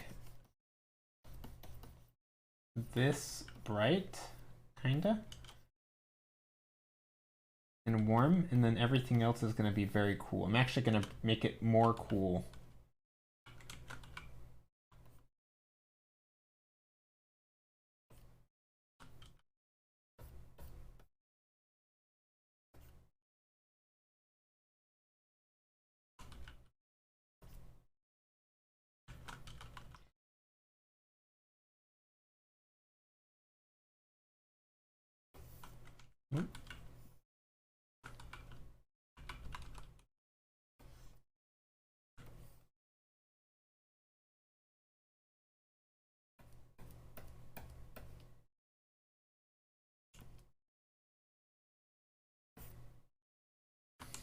Hello, beautiful colors. Ah, thank you.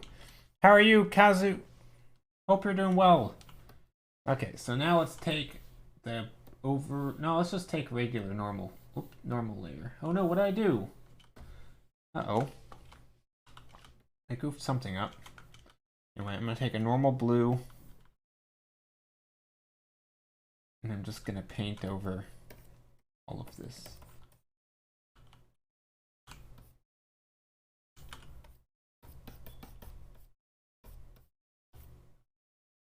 And then I'm gonna take this and just put in some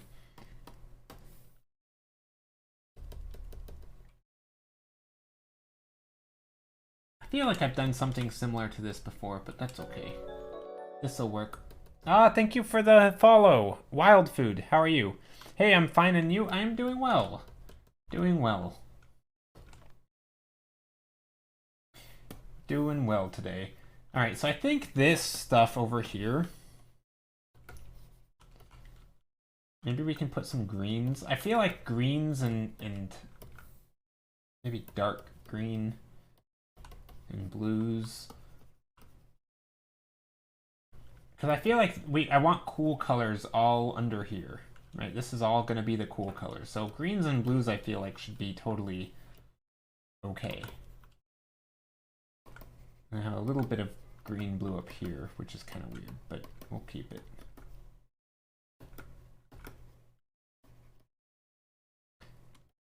But yeah, I'm doing really well. Today's been a nice day so far. We're doing some very colorful paintings.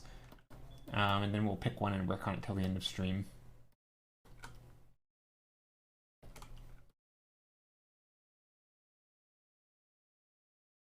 So yeah, this is going to be the very vibrant blue part.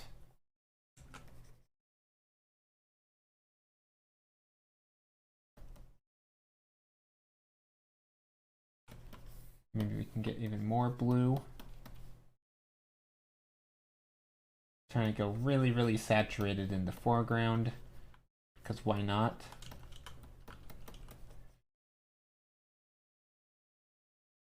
And then very, very yellow back here as well.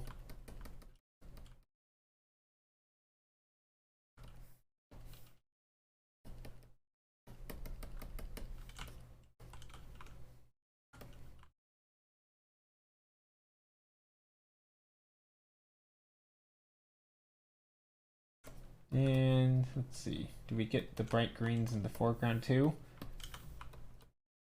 We could.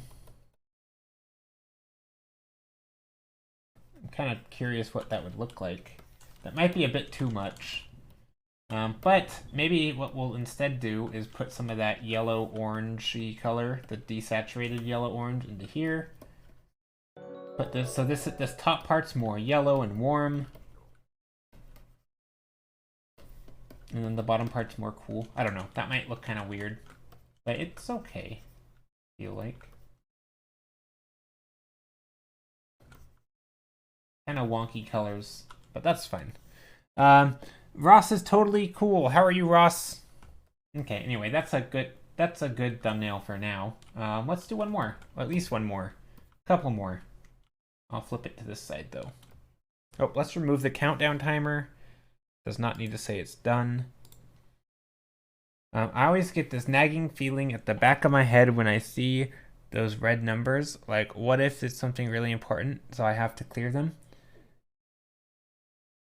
Yeah, I mean, so I'm kind of that way with direct messages, but not Discord channel messages, right? If an individual messages me, I tend to think it's more important than if like just a random server message.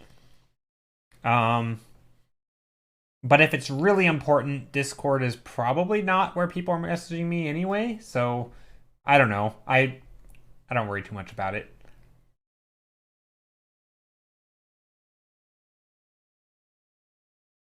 I feel like the people who would be in a situation where the most important stuff would happen are the people who know how to get a hold of me in other ways, like in things other than Discord. Because like I don't even have Discord notifications on my phone, so I will like messaging me on Discord does not work, right? Like that's not a way to get in contact with me really, because I don't see it on my phone. I used to, but I'm no longer signed into Discord on my phone.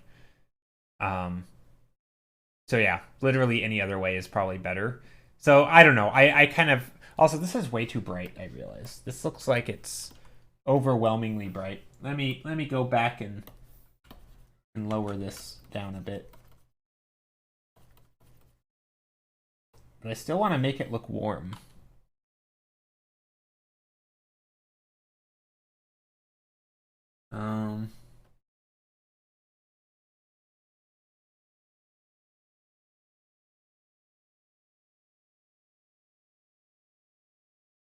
You like the brightness? I think it was a little too bright.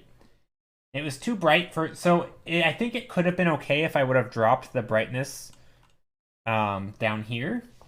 So for example, if I would have made like an overlay layer and take like a darker color, like a dark blue, and if I would have done something like this, I think I could have gotten away with the brightness. And maybe that would have been the right path.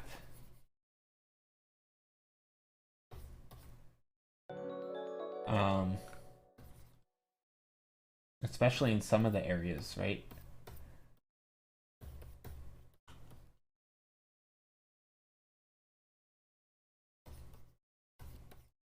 Like could even go more bright up here. Really sort of two-tone.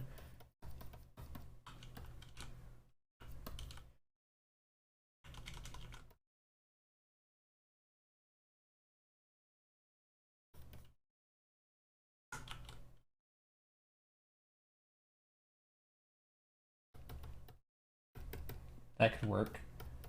I kind of like that.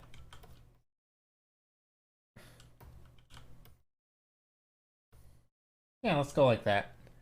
So now it justifies it being a little bright and oversaturated. Steals Joe's phone number.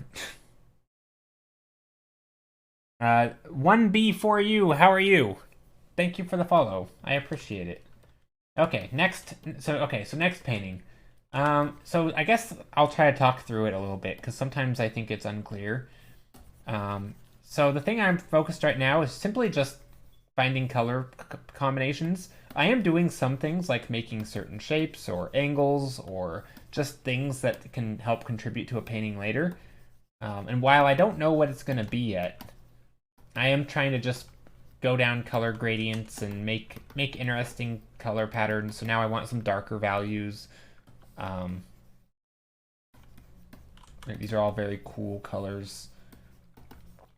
I'm purely playing with big shapes and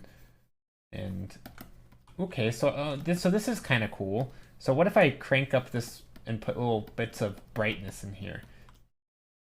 So I feel like this kind of thing, now I'm starting to get a sense of, oh, this sort of feels like magic or something. I'm just making little shapes. There's a video that Steph linked yesterday, and I've already linked it once today. It might already be on my clipboard. Nope, it's not. It was by Angry Miko. So this video, the video in references and resources in Discord, it's my favorite art exercise. And it basically is a different way of explaining my process, or at least my on-stream process. And it's a very sort of just free-flowy, you paint what, you're thinking about things a little bit like composition, you're leaning towards colors that you feel like would look nice, you're not really caring about what it is or any of that. That's sort of the process that I'm taking here, with sort of like a lean towards I enjoy environment, so it's probably going to be an environment. I typically think about things like, where am I looking? And like horizon line and that kind of thing. So there are elements that I think about. But for the most part, it is very sort of just intuitive. I'm playing with colors and shapes. I'm thinking of like floating islands now, or there's sort of this circle here that I kind of like, and maybe I can put some elements in the back, sort of small shapes. Now I'm thinking about like shape design a little bit. I like these purpley colors down here, so maybe I just drag them out. So now I'm thinking more of like an environment, right? I'm starting to get a sense of what this space could be. Some sort of magical portal or something. I don't know. And I could also do some like design stuff if I wanted. But it is very sort of just free-flowing, playing with colors, not really sure what's going to happen. But the start is just me playing with colors, and then eventually I get into other stuff. Like right now, I'm not really using colors. I mean, obviously I'm using colors, but the colors more or less have already been picked. Right, maybe I'll put in some warmth in there, though. This fog looks like it's coming out of this thing. I don't know. Star Trek? Maybe.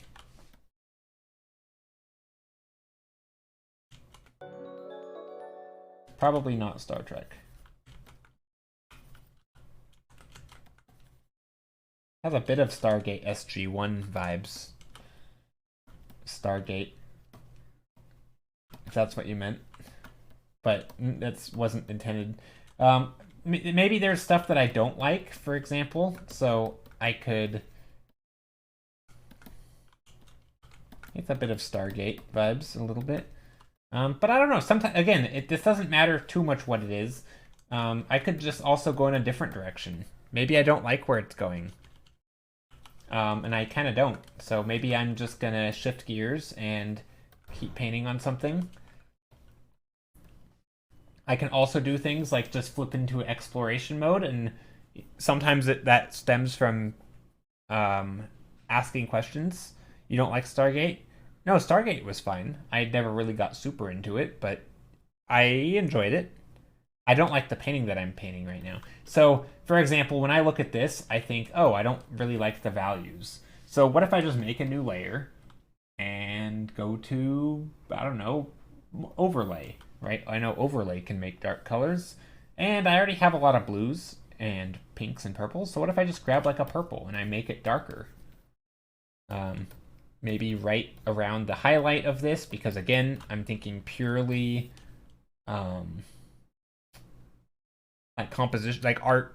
What do you call it? Like art maxims? Like for example, the next to your brightest, your focal point should have the both the brightest and the darkest. That's obviously not always true, but what if I embrace that? What if I put the darkest colors right next to my brightest, right? Like a focal point, and then I work outward from there. That seems like a pretty solid advice, right? And then maybe there's some of this purpley color, and so I like the red, but we only have red up here, so let's add it back down into here. Right, so now I'm adding some of that red in, or that purple. I kind of like these, but I think maybe they're a little too prominent because it's not really the focus of the painting. So either I could get rid of them, which I might, or I sort of embrace it and layer it in other areas. Nah, let's sort of start knocking it back.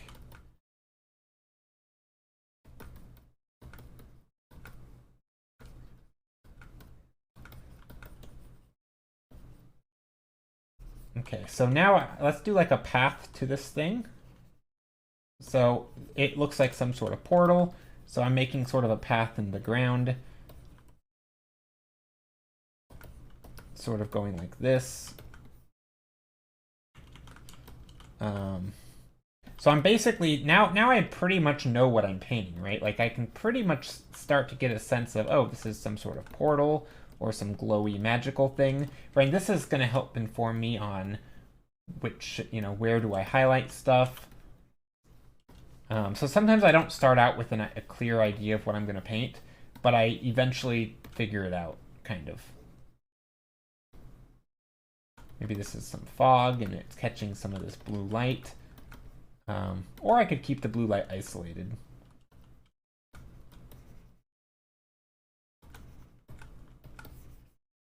Ooh, okay. So I wasn't sure what I was going to do here, but what if I make these little shapes? I'm going to just make this almost... I very rarely use almost pure black, but I'm going to do that here because I want these in the foreground.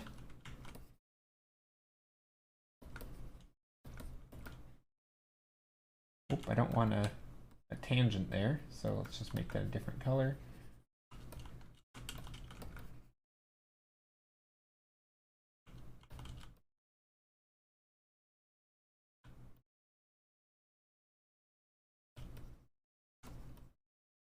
And maybe there's some paths. I mean, I wasn't thinking this was going to be an actual path. It was just going to be like a line of stuff, or of stones or something. But it is starting to get a sense of an actual path. Also, this could be snow. This could be snowy rocks. Anyway, so that's kind of the way, that's a way of painting like this. And at some point, you pretty much know, it looks like an aquatic landscape. Yeah, it could be. It could be an aquatic landscape. It could be underwater. We could even put something to make it look more aquatic. I don't know if we need to. And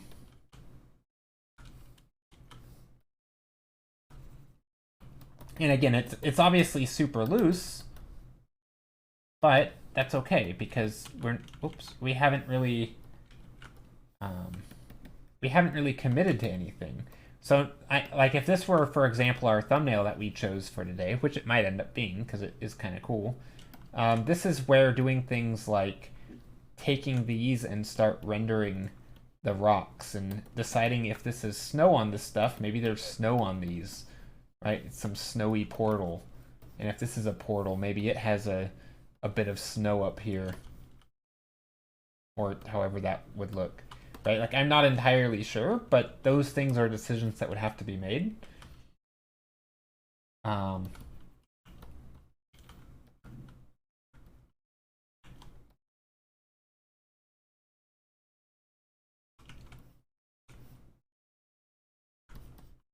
And yeah, I think that's kind of some of the fun stuff.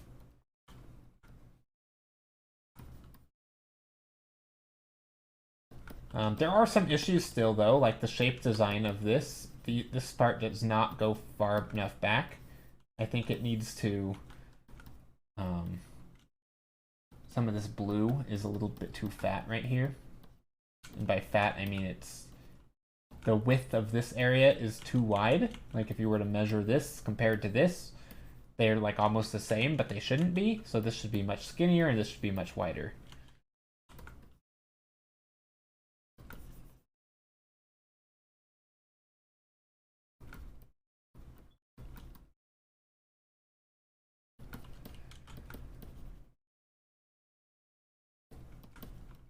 There. Okay. Anyway, that's something. Earth has the aliens. Earth after the aliens invaded. Yeah, maybe.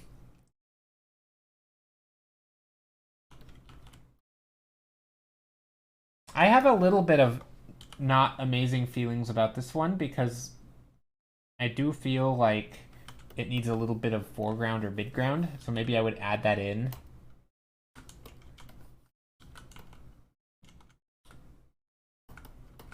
Kind of doesn't feel like there's much background here. I mean, not every painting has to have a ton of foreground, midground, background, but those are tools to help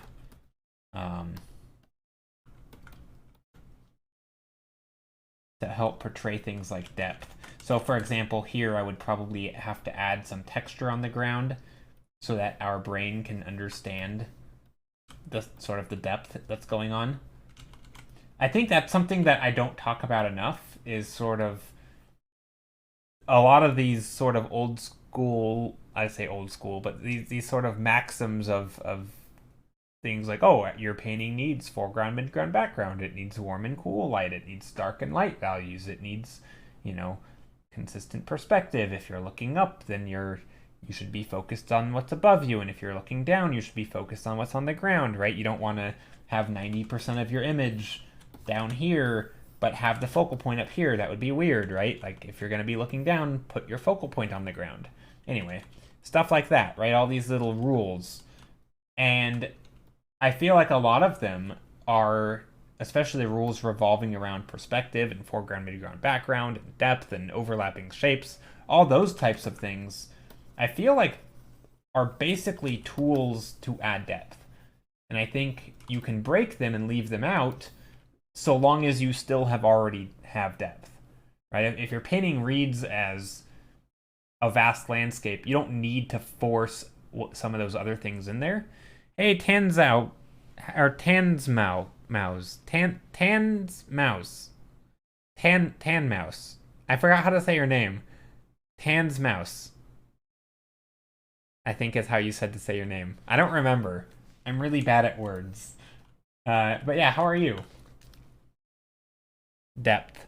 Yeah, I mean, I think when it comes to environments, the biggest thing is depth. If your painting looks like it has a sense of space, right? It looks like you could walk into the painting, then I think you've achieved it. Like, I think that's pretty much the biggest thing you could ask for in a painting when you're doing environments. Does this look like a space where you could be in? Like, you can imagine. Also, I just realized 8 and 3 are identical. But yeah, I mean, I really do think that's the biggest goal in painting, or at least in environments. Also, do you like 3 or 8 better? I realize 3 has the vibrant colors, but which one is better? Which one do I eliminate? Or which one do I keep? Basically, I'm doing good. Surprised you remembered me, because I came here like once and then I was super busy. Just came in because you make lovely art. I think I'll just play a little bit of Binding of Isaac on your other monitor. Nice. A depth in the one that is most difficult for me. Depth is the one that's most difficult for you. Yeah, no, depth is difficult. Color dodge rules, keep 3. Okay, 3's better. All right, color dodge it is. Eliminate this one. Yeah, no, I mean, depth is like, to me, depth is the hardest, is almost the entire part of doing these little thumbnails, because after that, right, that's where you start focusing on things like design. Like, what is this? Is this a building? And if it is a building, what's the design of it, right? Like, but a lot of that comes, at least for in this style of painting, it comes after you place the buildings in their locations, right? Like, these things are, some of them are closer, some of them are further away, some of them are hidden behind the hill, right? Like, this is overlap, and if this is a house back here, oops, these might be smaller, because, again, perspective. So in this one painting, right, we already have things like scale, right? These are big and small. We have overlap, right? We have this little hill area poking up, and we can emphasize that by putting the grasses here. Right, so we have overlap, right? This shape could be a roof poking up over the hill. Right, we have overlap from here. So there's already a lot of little things going on, and I think they're easy to take for granted. Because a lot of it is just, like, when I see a painting without those things, right, like this, my inclination is, this looks a little flat, right? I'm seeing this shape and this shape, they're on like the same horizontal, right, in the depth. So I'm like, let's add something behind it, right? I'm not really thinking of, oh, gotta overlap, but it's more like, let's make it appear like there's something behind it. So I'll add these little things down here and back here, just make them smaller and lighter because atmospheric perspective.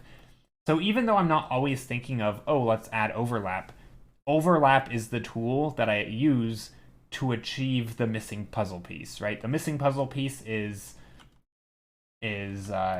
confusion, I guess, right? And I need to clear it up, and I do that by adding overlap, or by adding depth, or by adding... You will destroy this beautiful sky? Oh, did I? I didn't mean to. What happened? How did I destroy it? What did I do? I don't know what I did.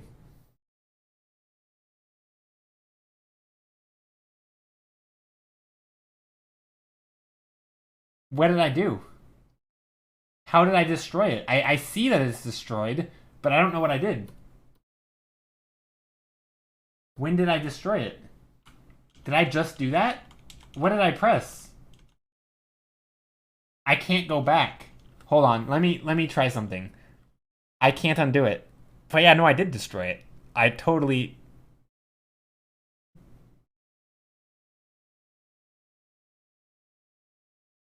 I don't know. But yeah, no, it has like the color dodge marks on it. I think what I did...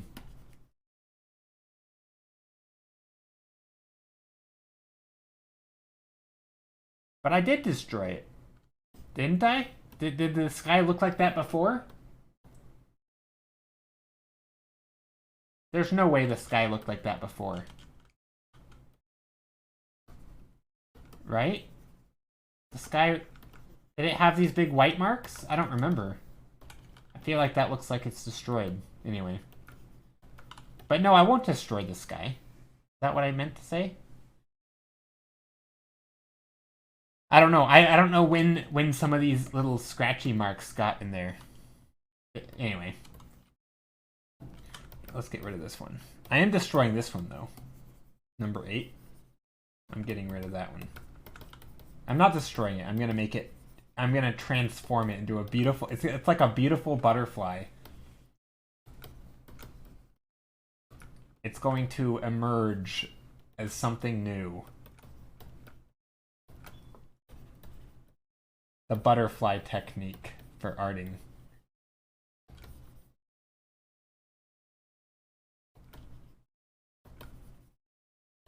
You temporarily make it ugly. No, I wasn't gonna modify the sky. I mean, I kind of do want to, but no, that wasn't my goal. My goal was just to show sort of adding depth and how kind of I think about issues.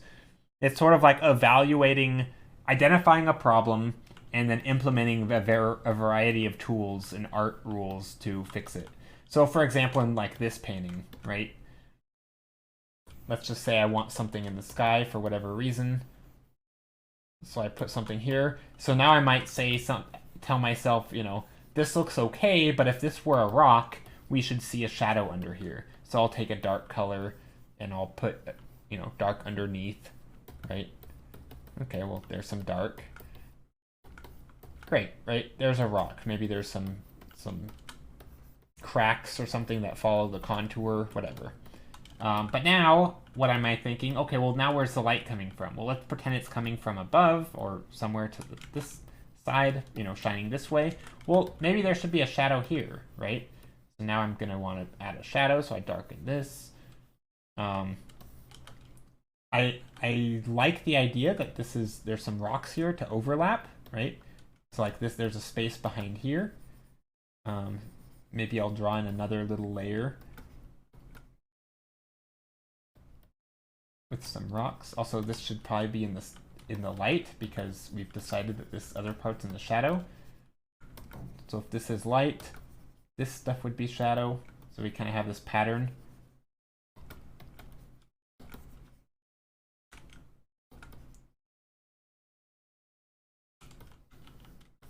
Also, maybe there's ways to do another one of these circles because I want replicating shapes. I think it's nice to have more than one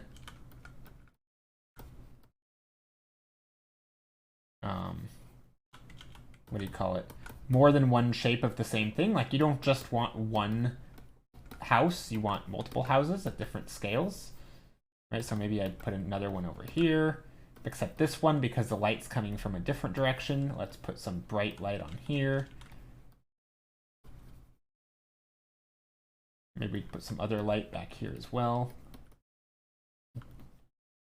On the ground, everywhere in here, right? Then this can be back in the light.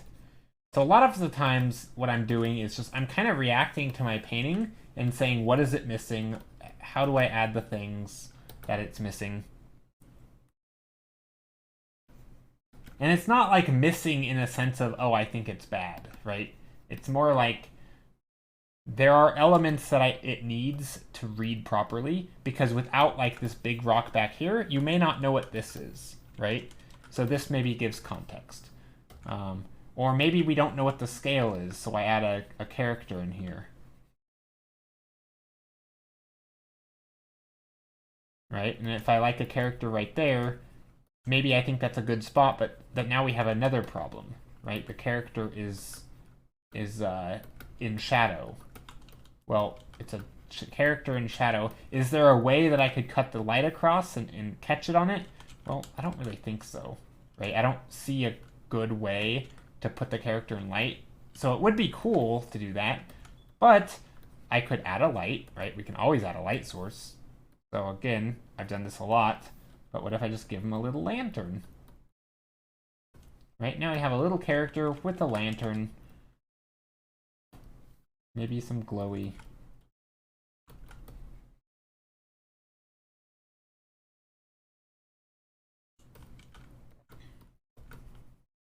Or something like that. Right? Or we could have done like those little things where we put the shiny things on a character.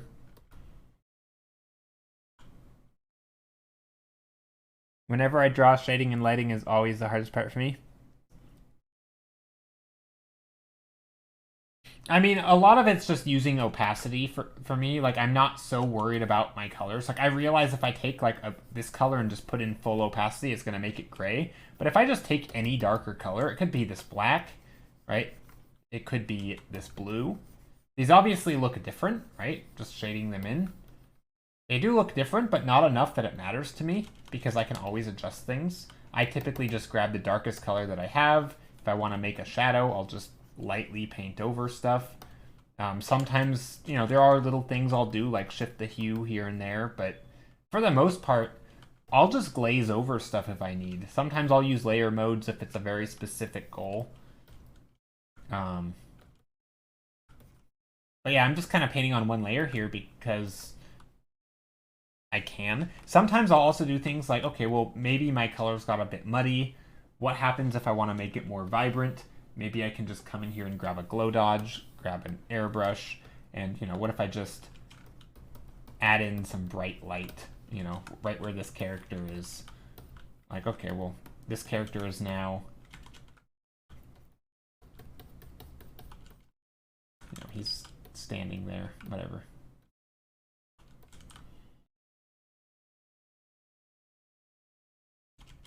Okie dokie, I'm gonna hit the bed. Bless you all and good luck with the thumbnails, Joe. Bye bye. See ya. Take care, Sal. Have a good night. Yeah, but the thing is that I draw a lot of pixel art and stuff in like classic Flash background art style. And in pixel art, every pixel counts and needs to have a purpose since you have so little pixels. True. True.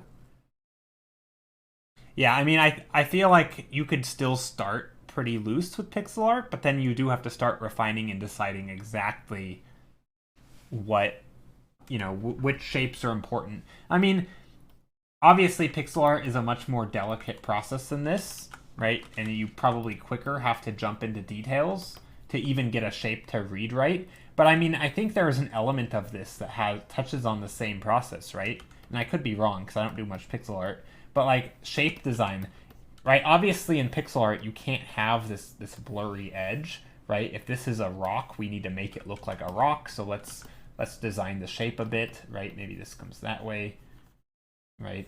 Whatever. Who knows what we're gonna do? So let's design that shape to make it look like a rock. Again, we can put our shadow under it. I don't know if we could do a shadow in pixel art, but you get the idea, I'm sure.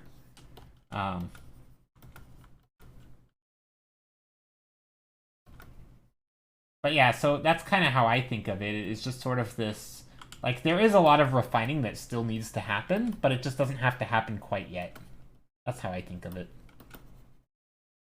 And I think refining is like where you're, you know, deciding which big pixel chunks, right? Because in pixel art, you might have a big chunk of pixel that sticks out like this or something, and you're like, okay, well, that doesn't make the shape read, so these would actually look more round without it, right? Because everything's going to be kind of pixely. I don't know. I'm not a good pixel artist. Kind of don't know what I'm talking about.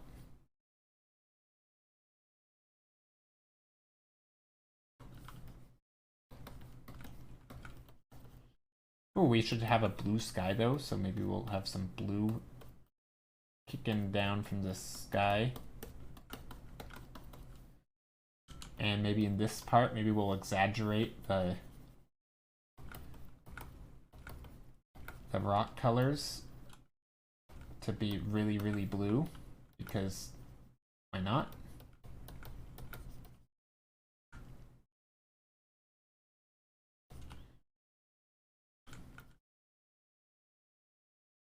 The other thing with the fact that you don't have that many pixels is what you want everything to be distinct, so your colors need to have a lot of contrast. Yeah, I mean, the same also applies though in regular painting. You still have contrast between like foreground, midground, background. Now, obviously, sometimes you don't, right? There are always exceptions, but for the most part, and this is why when when anyone asks how to start, I kind of oftentimes I'll go through this whole example of, pick 3 distinct values, right? Essentially your foreground, midground, background, or maybe 5, right? You could even have 5. And or 4, sorry, 3 or 4, and just start with that. And then from there, you can start, making your mountains, right? You can make a big mountain here. You can make, maybe this part dips down. Maybe there's another mountain here. Or maybe all of this goes like that, right? And then you can do your little your layers, right? One by one, and each layer has its distinct contrast, right, between it and the next layer.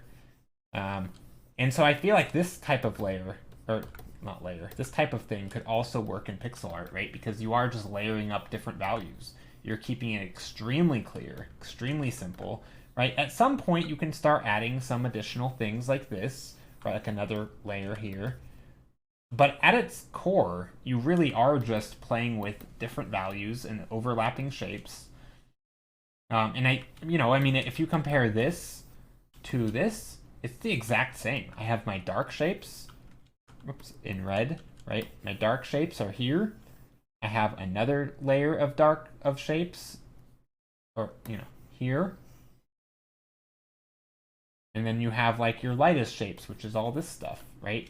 There's like this light area back here. And of course I have some, random lines of light back there. But for the most part, it's just these overlapping shapes.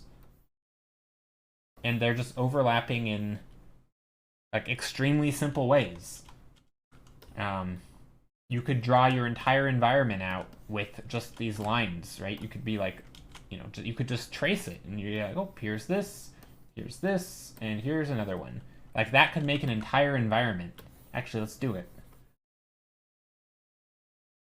Right? You could have your colors. You could make layers here, that, and you could just 3 lines, right? Let's delete these.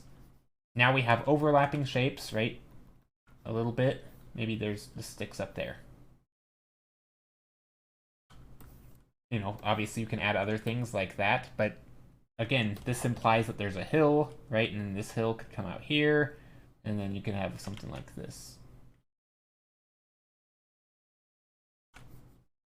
Or whatever. Anyway, it's extremely basic, and I think there's an element of, like, I don't think it's all, I don't know how, yeah, let's vote. We've been running over time. That's number 9. All right, let's pick one of these. Let me just clear up the numbers so we can see them.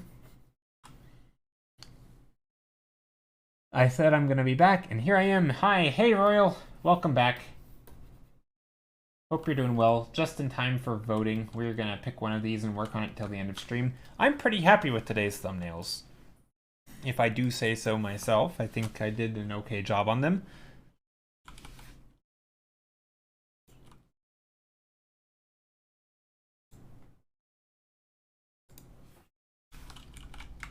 Okay, multiple choice voting with 8 options. Allow selection of multiple options, yes, and create a poll.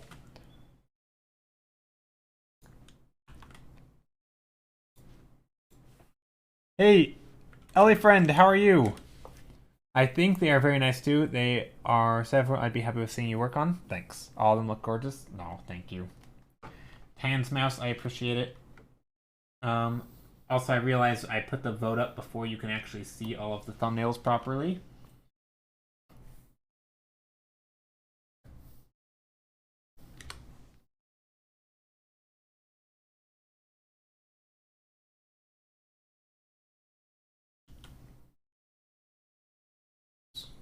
There we go.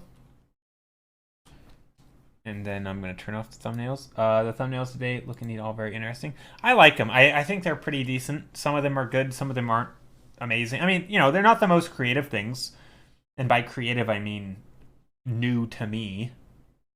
Right? A lot of them I have done things. But like number 6, for example, I think is quite interesting and unique for me.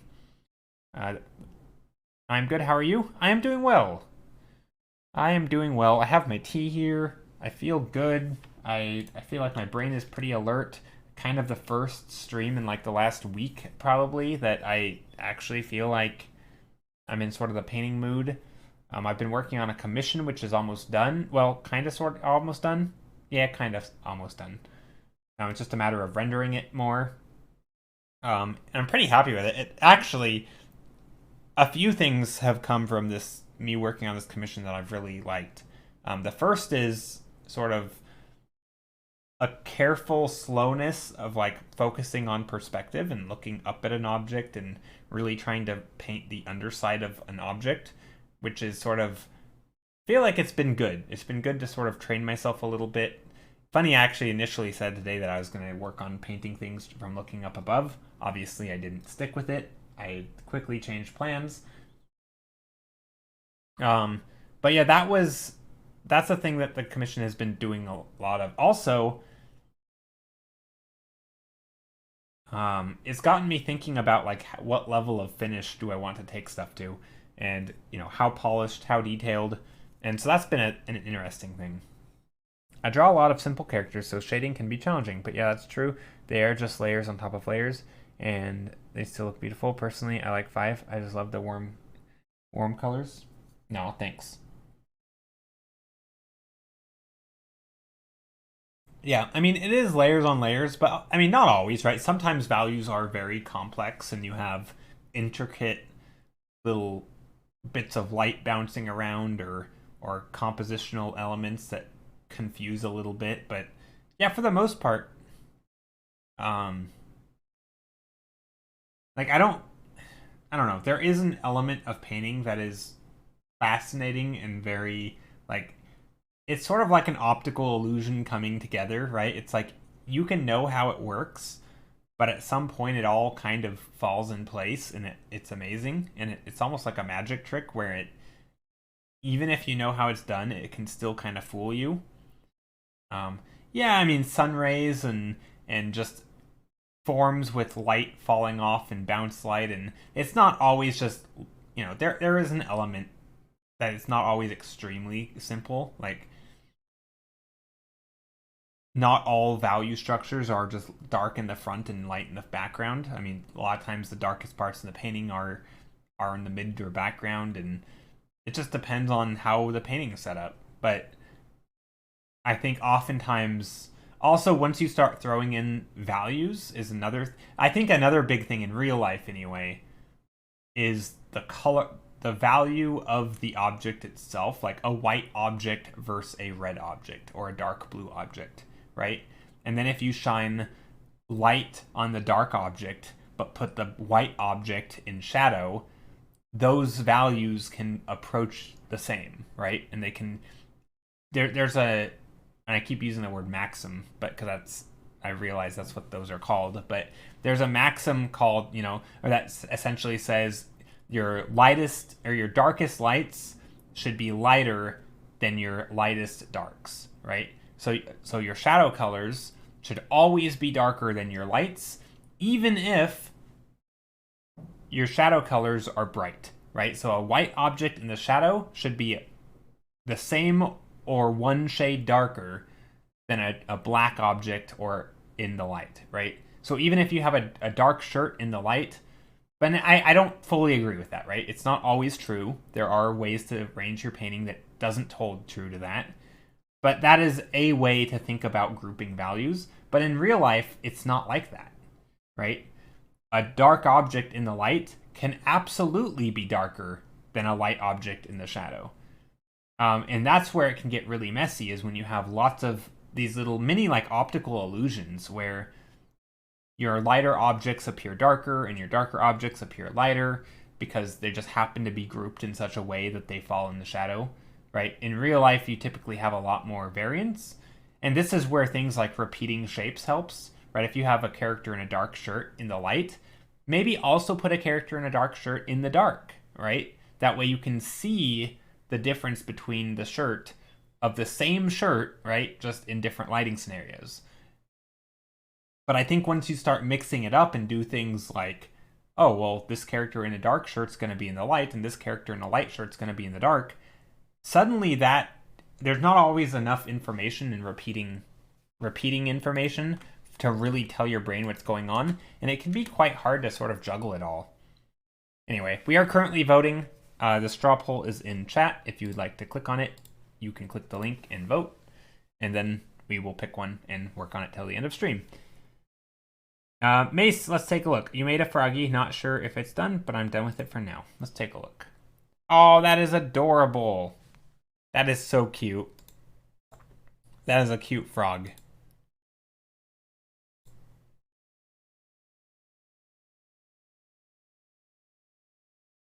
Yeah, I totally get what you're saying, but it's also interesting how like shading can affect something, kind of like what color is the dress craze. Yeah, exactly. Exactly. I mean, so I guess to me, I don't even think of it as shading. I think it, okay. So maybe this is weird because it's just the way that I've learned and the books I've learned from and the artists I've learned from. But I don't really use the word shading. Sometimes I do to communicate to someone if I think they use the word shading. But I actually just use the word lighting because you're lighting the object. If it's now I know the dress wasn't white and gold, right? It was in fact a blue and black dress. That there is evidence of, there is proof of that, right? But hypothetically, if it were a white and gold dress under blue lighting, it could have looked the same, right? In theory, you can get that look with a white and gold dress under a blue light. So you could call it shading, right? Because it is a shadow, kind of lit by ambient light, right? Shadows are lit with ambient light almost always. If they're not, then they're pure black, right? If a shadow has no light in it, it is a black shadow. So if there is any visible thing that you can see of the object, it is being lit by something. And that color of light can affect the color of it. So if it's the blue sky, it could be blue. If it's a yellow sky, it could be yellow, right? Yellow skies don't really exist, but let's just pretend they did. Right? It could be pink, right? You could have a pink smoke coming in. It could light everything pink. So yeah, I just tend to think of lighting as lighting. I don't really think of it as shading so much. And I guess that's just to help my painter brain, right, comprehend what color do I paint it. What color do I paint the shadow side of a ball? Well, what color is it being lit by, right? It's going to be lit by something. Um, and so you can oftentimes start with just the ambient light color and the direct light color, and you can paint every single thing as sort of these just variations of value and color. And then from there, you can start pushing, say, the ball that was in the shadow in blue into the red, right? So maybe it started out as a blue shadow, but because it was a red ball, you start adding some red to it. That's kind of how I think of it.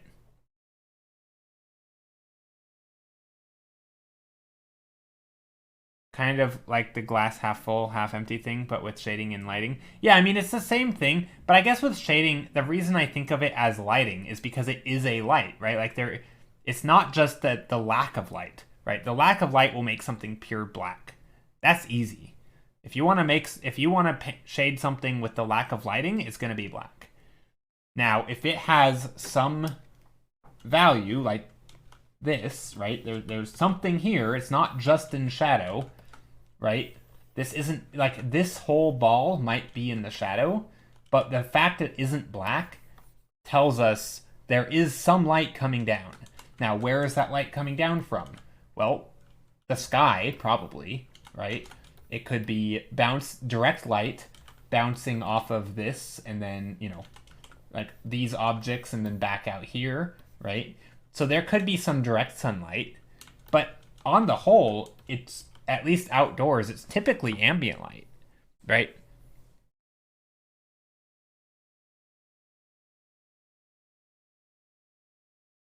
Darkness is the yeah, but what I'm saying is the fact it's not pure black.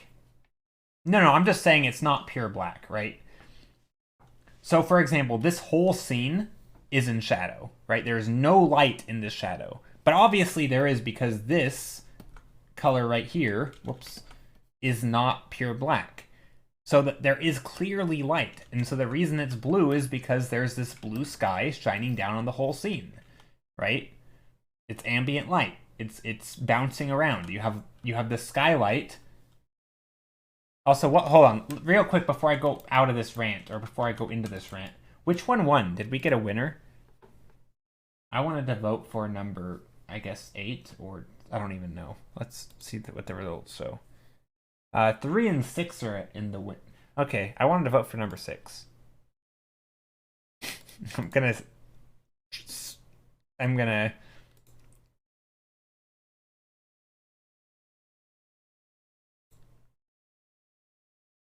Yeah. So yeah, I think I've tried to. Whoops, that was weird. I tried to draw it before, but hypothetically, if you were to paint an environment with only direct light and no bounce light and no ambient light, what you would get is a scene that is pure black, right? Your shadows would be black. So you'd have light coming in from a direction, right? And if you were to light, say, a ball, right, you would have a lit area, right? You would have the ground. And anywhere that isn't light would be, you've got it, it would be black, right? So you would just see black everywhere because there'd be no light. Now, obviously, real life isn't like that, right? This is what you would see. Oh, and this would be light too, actually, probably. There might be a little bit of light here. But for the most part, this would all be white also. And this is why it can be really good, right? So if all you had was light, and I think this is why, like, people don't just paint black shadows, right? Sometimes in comic books you do. Whoops. This is going to be the ball. Something like that, right? There's what we actually don't see, though, is that there is a rest of the ball here. But we can't see it because it's in light, right? Actually, this is probably more like this. Right? Because this is in the light. So there is a more about the ball here. But this is what we would see if all you had, you know, actually there might be a little bit of fall off or something. So that's kind of what you might see, you know, and this is a shadow, so let's put it here. But that's not what we see, right?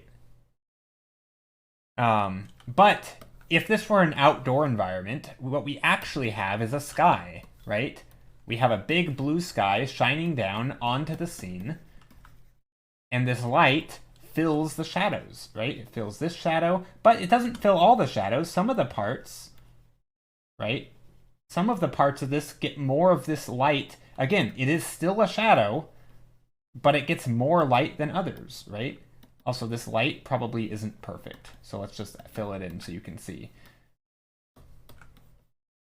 But, like, it's not a perfect shadow. So shadows aren't just empty of light. They have light in them.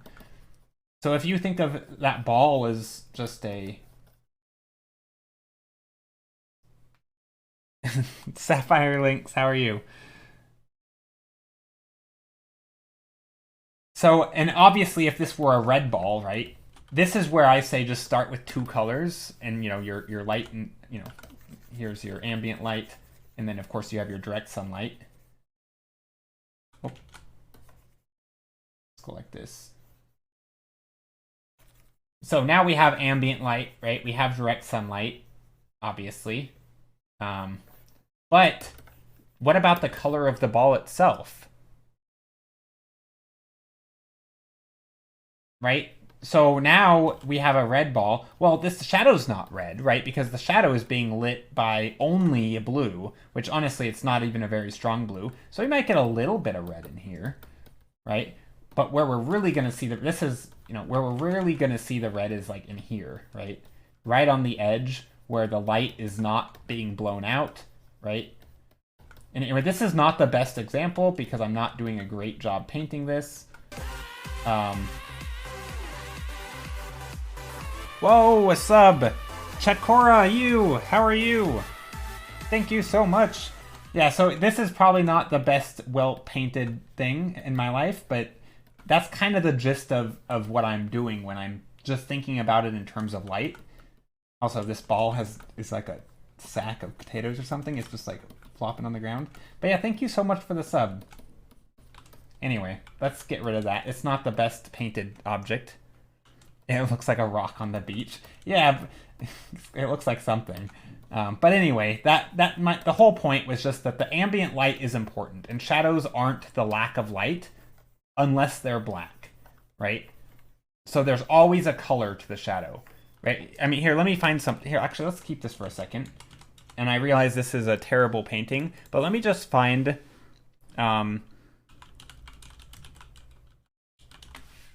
sidewalk shadow. Here we go. Literally Google search sidewalk shadow, copy, paste. Let's just put this right in here.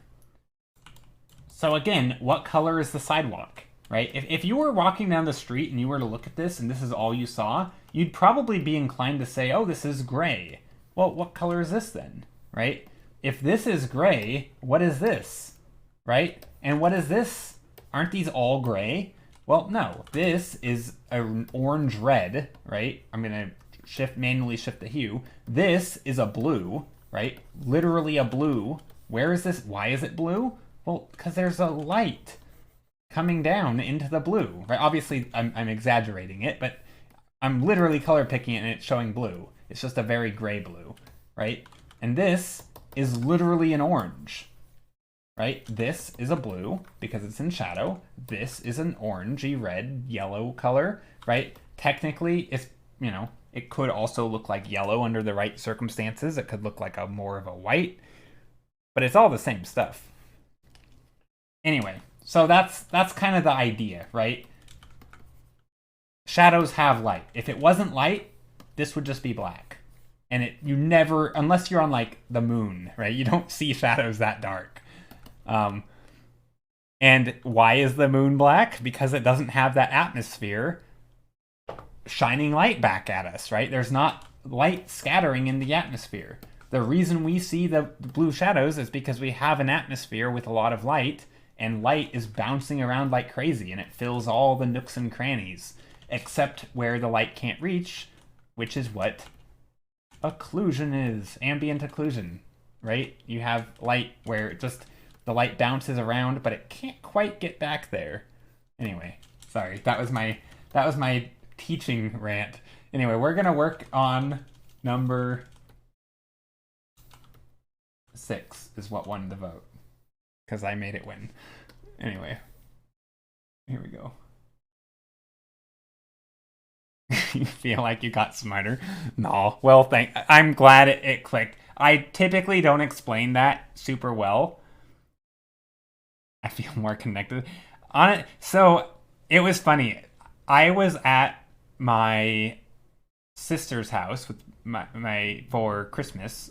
So I have 2 nephews and a niece, and the littlest one, a nephew, he's like really into like science and just interesting stuff. Just he's very sciencey, and he likes, you know, math and science and physics and all that stuff. He's like, I don't know, is he 8 or 9? Anyway, he kind of brought up or alluded to the idea of like art and science being like opposites. And of course, this like triggered my whole like essentially the same topic or the rant I just gave, which is like the whole like, oh no, physics is extremely relatable to art because that's how you know what color things are going to be, right? Physics and art, and there's math and perspective and physics and light, and there's like, you have to, you know, knowing botany and plant science is going to help you be better at painting plants, and knowing, you know, anatomy and human physiology is going to make you better at drawing humans. Like, it's all science. Like, and anyway, so I was like, dude, they're not opposite. And I think I don't know if he quite understood what I was saying, but I hope he did. Anyway, so that was a whole thing. Because he was like, oh, you know, I'm more of a science person. I'm like, you can kind of be both. I mean, anyway, that was a whole thing. So, I mean, and honestly, that's my favorite part about art, is the sort of cool artsy uncle gave a lecture that turned his life around, I hope. I mean, turned his life around. Honestly, I think he already had his priorities in straight. If anything, I just strayed him away from the sciences into the arts. No, I don't think so. He likes, I mean, but he does remind me a lot of like young me, where he likes puzzles and sort of brain teasers and stuff like that. He likes the logic of thinking things through, and he can get really hyped up about different types of spiders and stuff, and like he likes, like, he'll learn about random rocks or something, and he thinks it's fascinating, and like geology, and I just think that's super cool.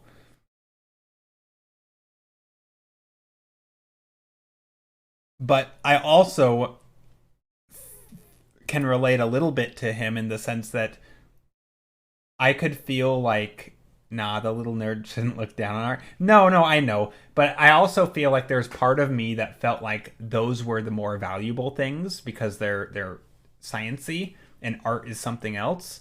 And I think that's why I didn't start learning art until way later, is because I always thought art was this thing that it wasn't this thing you can study and learn, and it doesn't have answers, right? It's all art is subjective. Sure, but if you're trying to depict the real world or imagined worlds, right? If imagined worlds have physics, then that you need to know those physics to depict them. Like it's not just arbitrary. And yeah, sure, there's subjectivity in what people like about it, but the rules, you can still apply them. I don't know. So obviously, not everybody paints for the same reason, right? But I think if the idea is depicting things from your imagination, it can get very technical. I mean, it can get as technical as designing anything, right? Designing automotives or, designing cars and airplanes is quote unquote from imagination, but they're also designed to actually fly. So, or drive, depending on what we're talking about. So it's not like those things are less creative, right? They're literally designed to do a thing. Anyway.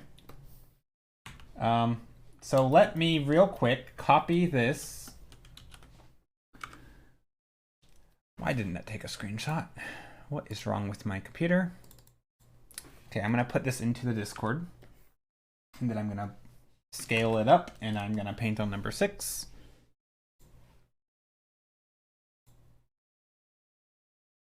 Thumbnail archive. Here we go. Paste. File. Save as. A JPEG. I apologize for the short delay. I am trying to set up my files.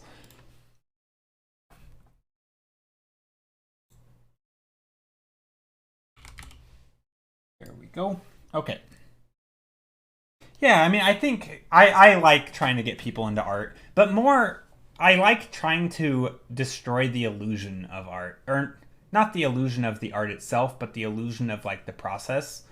I think there's this idea that art is some, like, I don't know, I mean, I mention this all the time. Literally, this is, like, my go-to rant subject. But I do think sort of pulling back the curtain on how art can be made. Not how all art is made, right? Some art is made, I don't know, in different ways. But I don't think it has to be this crazy thing that is separate from, like, I don't know, any other subject of learning. Like, you can take an academic approach to art, and it doesn't have to be this super artsy thing where it doesn't have to, I don't know. I mean, there's nothing wrong with that either, but I think a lot of people are turned off from art because they think of themselves as a logical, like, analytical person. And it's just weird to me that is pitted against. And I think it's a lot of that, the garbage of, like, I'm a right-brained thinker. As if some people only use half their brain or something. I don't know. Like, that whole thing, I feel like, has kind of given this whole, like, left versus right brain, and, you are a right-brained thinker and therefore you're not an artsy person. That is total BS, because you can take an approach that is extremely analytical to art. You don't have to be this, like, I don't know. I think there's so many misconceptions around it, and it kind of bugs me a little bit.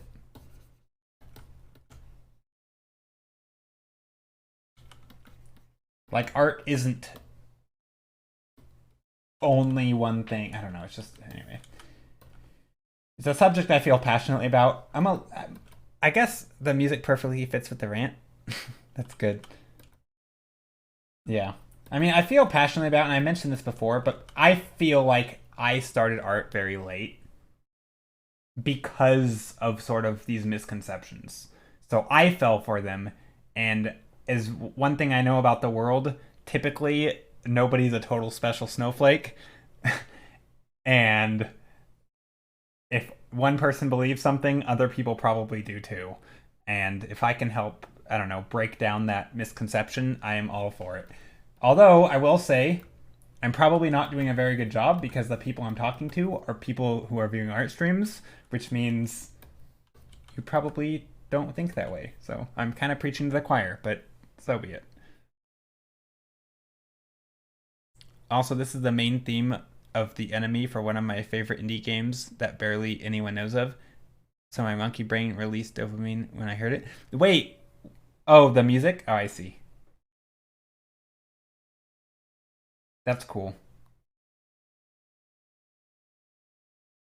Okay. So what am I trying to paint here? I gotta decide. I gotta figure this out. Give me the name of the game. Yeah, what's the name of the game? Spill the tea, as the youngins might say. Valiant Hearts is the name of the game. Interesting.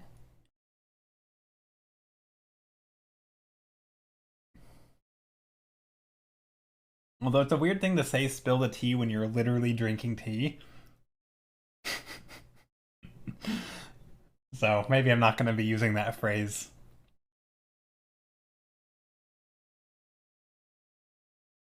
Hmm.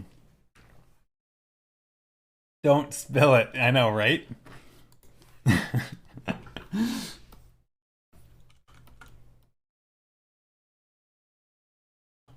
All right. So we have a portal of some sort. Okay, I'm gonna find some references of some rocks. Rocks. Let's see. Old quarry images. Nope. Yeah, there are some pictures of rocks.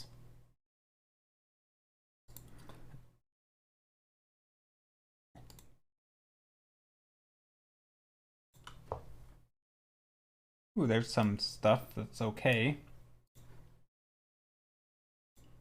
Sorry, again, apologizing for my doing stuff off screen.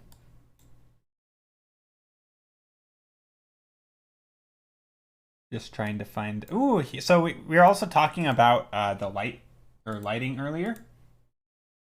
Oh, file open.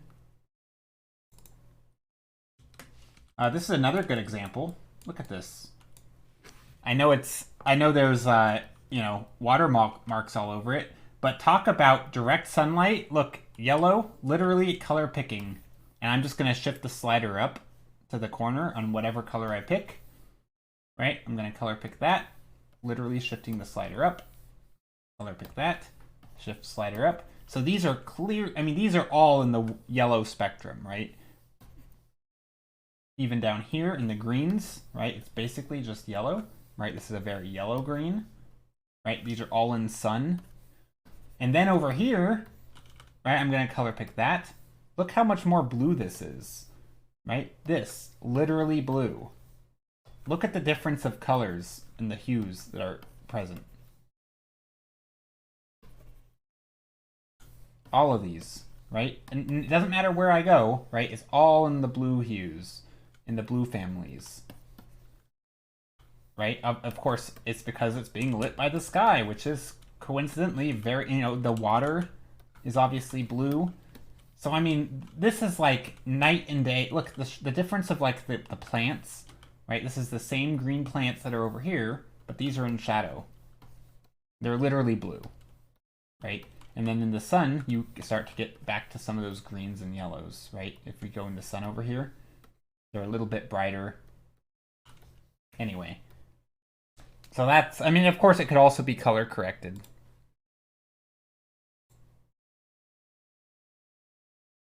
But anyway, I think this is a good example of like, shadows are not just dark. However, if you were right up near it, right? If you were right up near, what you actually see, you don't oftentimes see that blue of blue. Sometimes you just see it as dark because your eyes are sort of auto-calibrating, right? Like your eyes are taking the thing. So sometimes you'll just see this, right? It looks dark, right? And then you up close, you'll just see this and it looks white.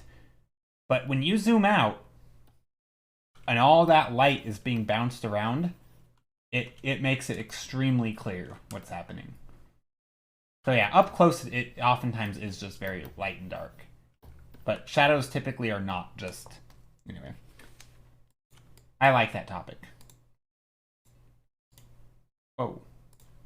Go back to this.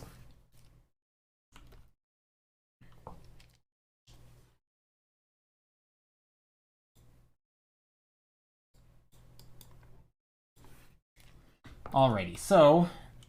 Rocks. Rocks.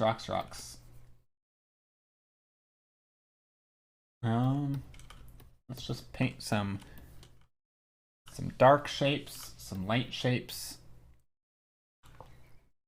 The World War I game where you play as characters on both the Central Powers and Allied side, even the people on the German side still dislike Baron von Dorf. He's just pure evil and not really something like Germany bad, Britain, and etc. are good.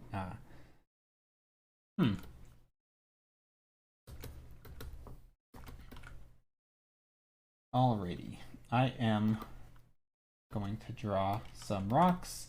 I'm trying to think how I want to do this. What shape of rocks do I want? I don't like this shape of rock, so I'm actually just going to reshape it a bit. I realize that these are very, very dark, and I'm okay with that, painting in the darkness right now. Thank you for the follow, Blue FGP. How are you?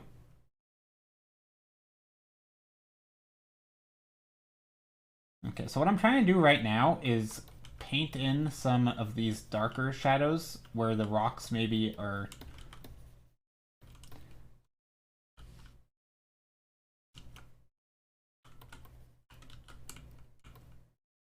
Like, that's hard to describe, but basically what I'm trying to do is just make sort of a little path where we have some darkness, some light colors, just kind of to guide our eye into the depths of the painting. We get some of the light from the blue on top of the rocks.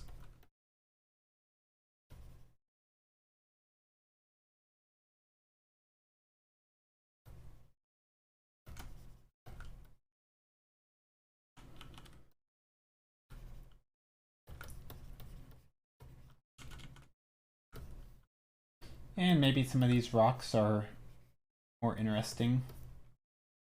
Maybe we even put like a purple smoke or pink smoke behind it. That could be fun.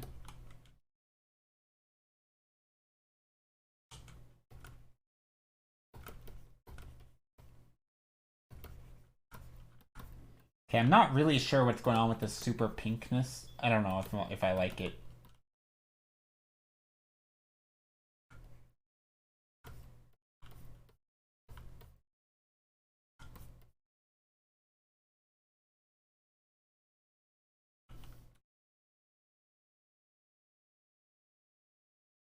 I think what I'm going to try, and I don't know if this is going to work, is bring in some of this pink into... So sometimes, remember how I was talking about ambient light? I'm actually going to make a pink ambient light. I don't know if this is going to look good, but I don't just want it pure black. So I'm going to take in pink, and anywhere that I don't feel like... Maybe there's like a pink light coming from the foreground. Again, it might look terrible, because I don't really have this planned out.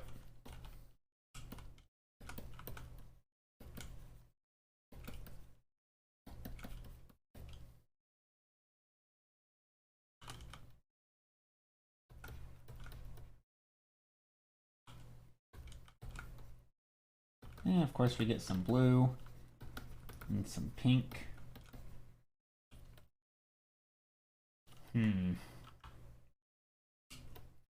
Hey Taps, how are you? How are you, Taps? Hope you're doing well today. Happy almost New Year's.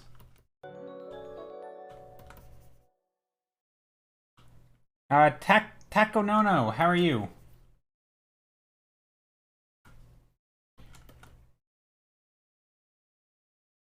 This weird fog is kind of tripping me out. I think I have a foggy reference image somewhere.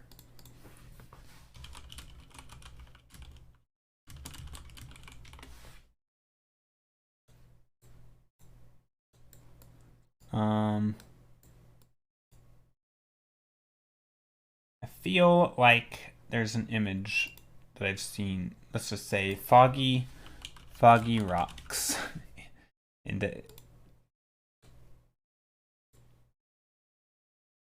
Ooh, there's actually some really cool stuff. Look at this. This is crazy. This has nothing to do with what I'm doing, but look at that. Isn't that a wild image? I don't even know what I'm looking at hardly, but it's super cool. Anyway, totally unrelated, but basically I'm trying to find some images of foggy rocks.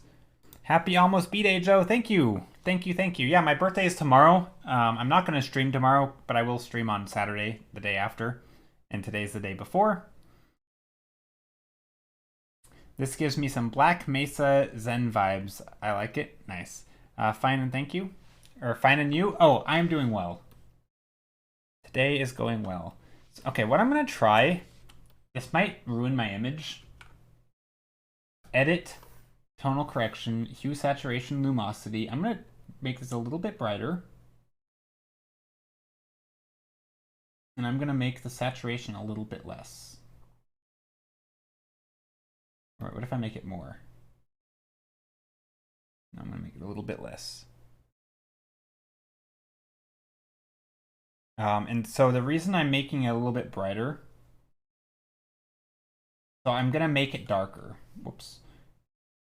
But first, I want to be able to paint in the rock areas, and it was just a little bit too dark for me. So I'm going to do things like take this shape,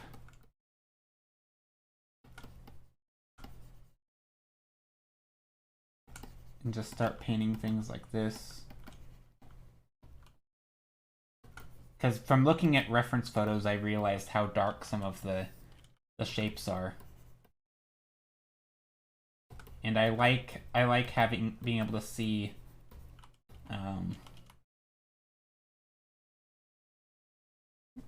see the actual colors and stuff that's happening in there, right? It's like I could just make all the shadows dark and black, but then it's really hard to paint. All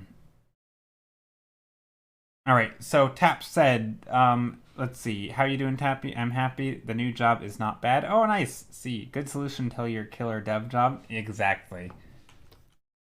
Do you find that your new job is giving you enough like mental power at the end of the day so you can actually focus on doing your dev stuff? Because I always fear, like, especially with new jobs, like one of the reasons I don't get a new job right now is because I feel like going through the process of getting a new job and learning a new job and meeting new people at a new place with a new employer, I feel like that just sounds exhausting. What you're doing is waking up early. Oh, that's good, Taps. That's such a good routine.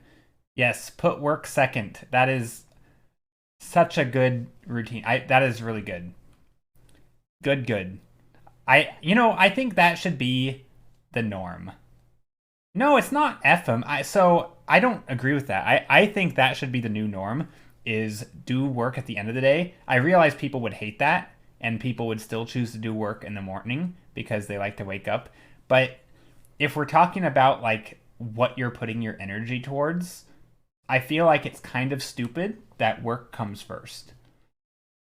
Like I understand you still have a job that you need to do.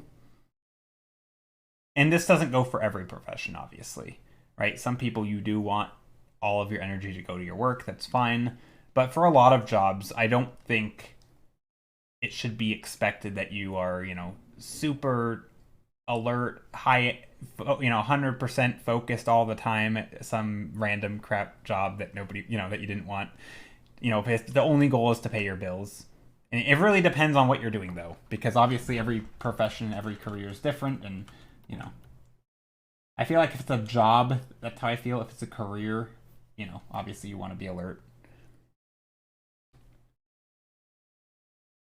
Yes, but when I get a dev job, I'm going to have all my brain cells on. Yeah, exactly, because that's something you want to be doing, right? So you want to put in all your brain cells towards the stuff that's important. Yeah, I agree. I mean, it's good to do a good job and stuff, right? I mean, I do the same with like art on commissions. I don't paint when I'm tired if it's for something that's important.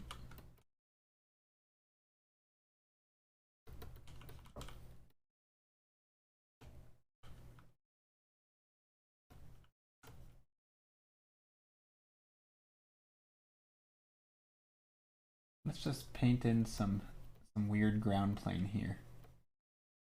Some scratches left to the right, left and right.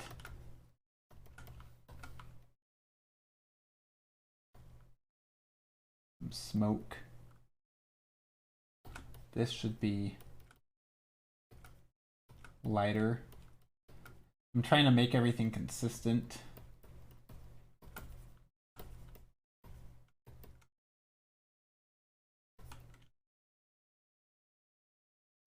What if I just do this?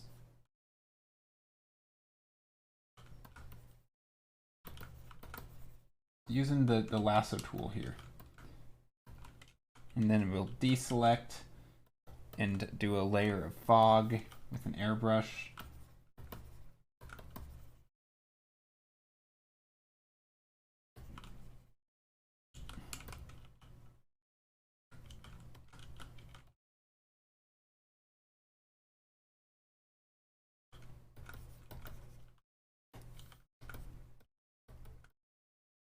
Go a little bit lighter. Trying to make this stand out a little bit.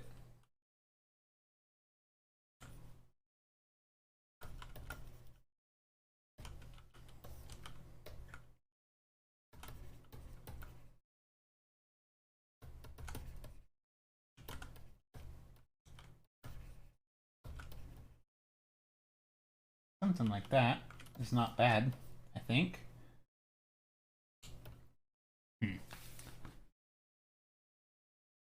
All the 1.5 ones I have, yeah, all the brain cells. If you ever need a brain cell rest, just give me your number and I'll pretend to ask questions. It's gonna be fun. Yeah. You tell me chicken jokes. I like the side Dorito. What is happening? The peckable chicken jokes.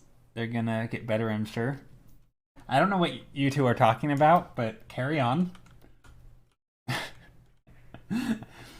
No idea what's happening. But yeah, anyway, Taps, I'm glad you're doing well. Glad the new job's treating you good. And yeah, it makes me happy to know that everything is progressing.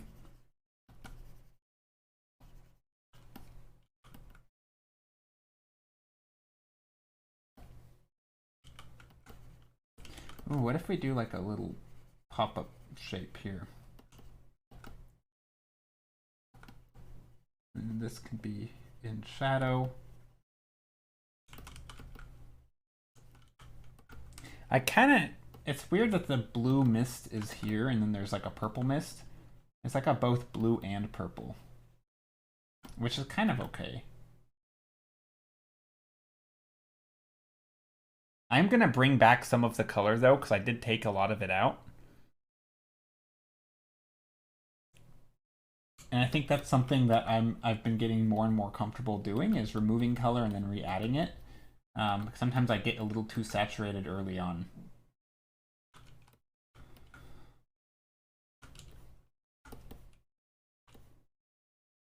This should be a solid shape.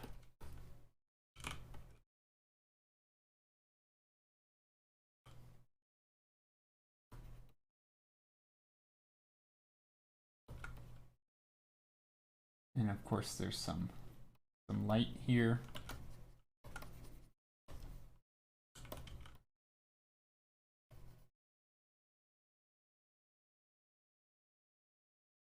And of course I want some of the light bouncing around here. So that means adding in some of the bounce light, because the smoke is kind of red, so I want the undersides of things. If the only color focusing on it is the smoke, then I want it smoky. If it's not, then it's going to be purple.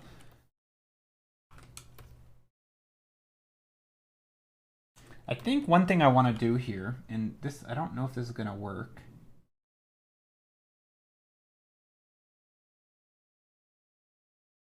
I'm gonna make...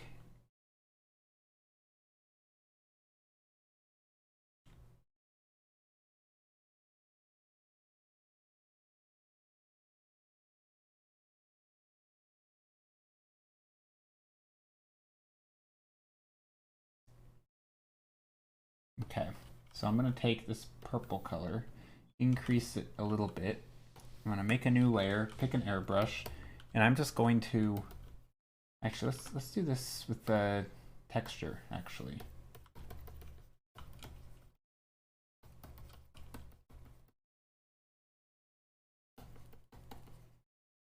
I'm just painting in the texture around here. Doesn't have to be perfect, but just enough.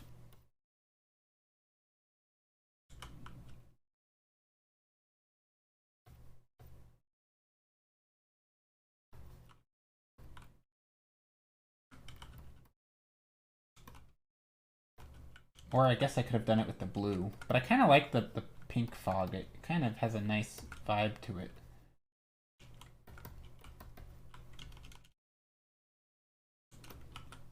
I mean, that might have been a little heavy-handed, but that's okay. I can always come in here with an airbrush.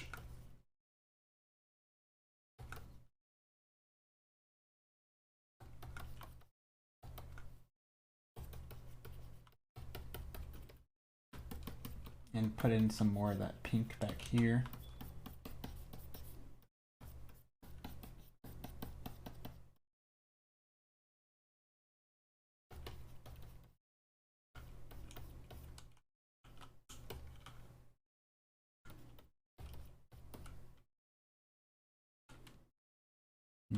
I actually don't like this shape though. I think I goofed up there. So let's try to bring back some of these shapes. Maybe the blues. I mean, because the blue, we kind of have that warm and cool thing going on, right? We have the warm pink, red, and then we have the cool blue.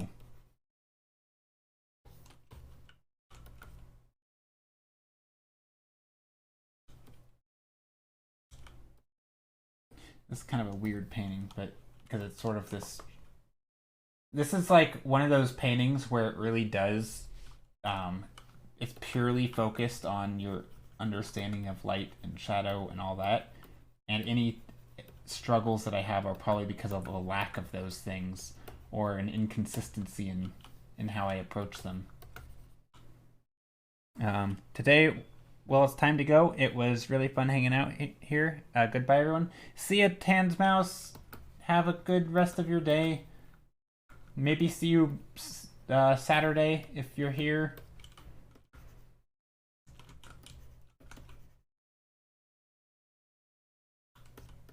And if not, have a good rest of your weekend.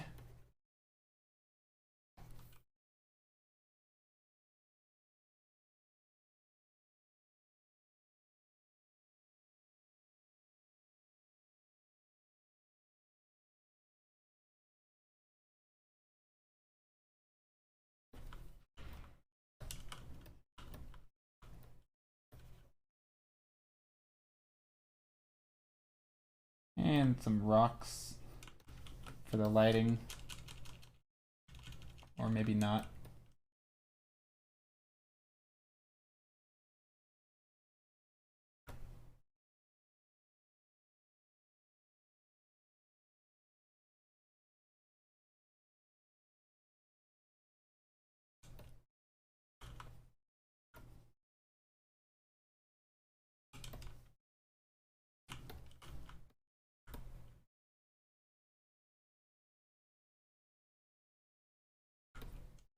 There, I'm liking that. That's not bad.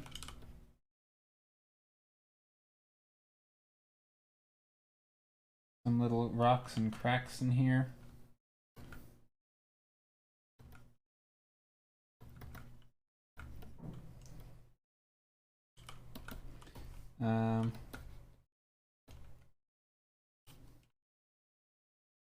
Tomorrow at Kitchen Club, I'm gonna be home taps. Oh, nice! You're gonna be home taps then. That's good. Is this a portal? Yeah, of some sort. Yep, it's a portal. Some foggy portal. Maybe there's some floating rocks back here. That could be fun.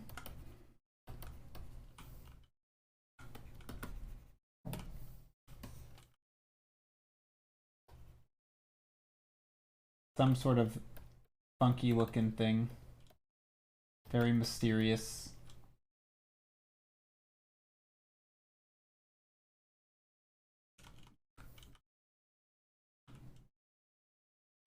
No more bus taps. Oh, that's good. That makes me happy.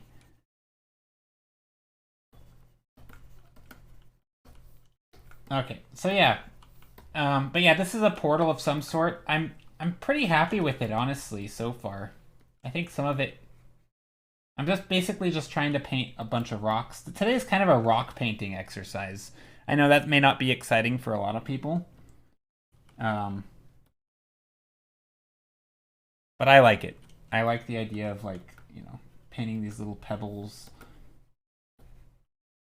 figuring out where the rocks are. It's also an exercise in sort of overlapping shapes and composition. Like, for example, if I want a little rock that sticks up here,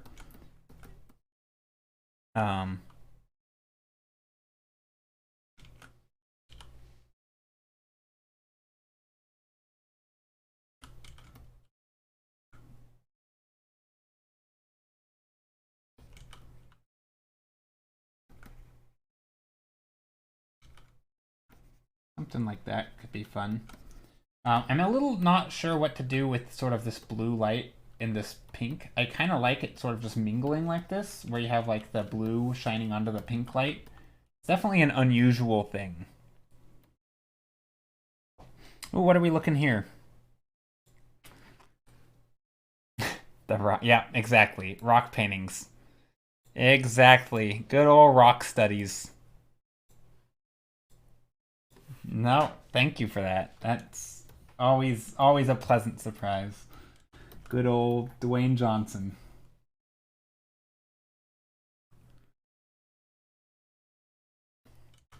I do think I can get some darker colors in here. Also, Taps, I don't think I properly said it on stream, but those the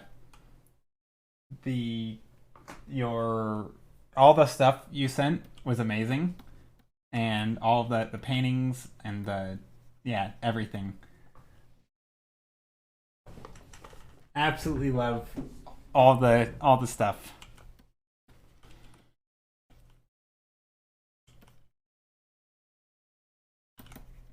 And the Eris painting or the Eris drawing was great. Okay. Gosh, am I liking this? I feel like there's a perspective issue. The stuff doesn't feel like it's sitting flat on the ground.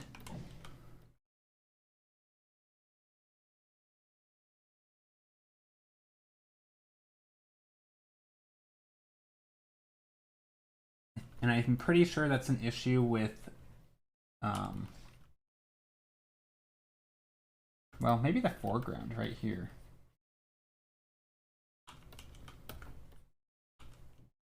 I got a little horsey and it's amazing. No.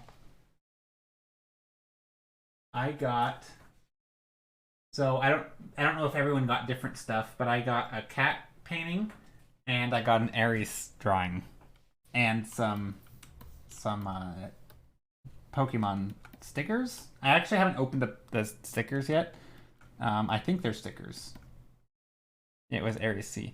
Well, no, you gave me two, right? You gave me like a more. Wait, was the painting also Aries? No, this one's an orange cat. You gave me an orange cat and the Aries painting. Or the drawing. There was a drawing of Eris. So I got two cats. See, lazy cat friend. Yeah. So that one. Anyway, they're great. They're all great. Anyway, thank you for the follow. Zandra OP, how are you? Okay, I'm pretty happy with this. Kinda, I think. Let's see. I do feel like this mid-ground area is not my favorite. I got horsey drawing cat plant stickers and choco that tastes amazing. Yes, I also got some chocolate. It was amazing. Some Barcelona chocolate. I ate it in like the first day. It did not survive. That chocolate was devoured. You're gonna keep the chocolate? Oh, I totally devoured my chocolate. But I did keep the tin. Two kinds of people. Yeah, so I will say if I would have gotten that present a little later, I could have saved it because I have now so much candy from Christmas. But this was early enough that it was before all the candy. And so I was just like, oh my god, it's chocolate. So.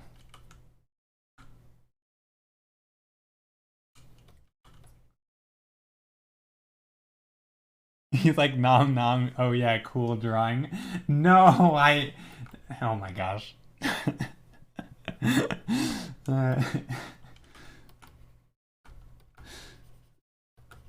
No, the drawing is amazing.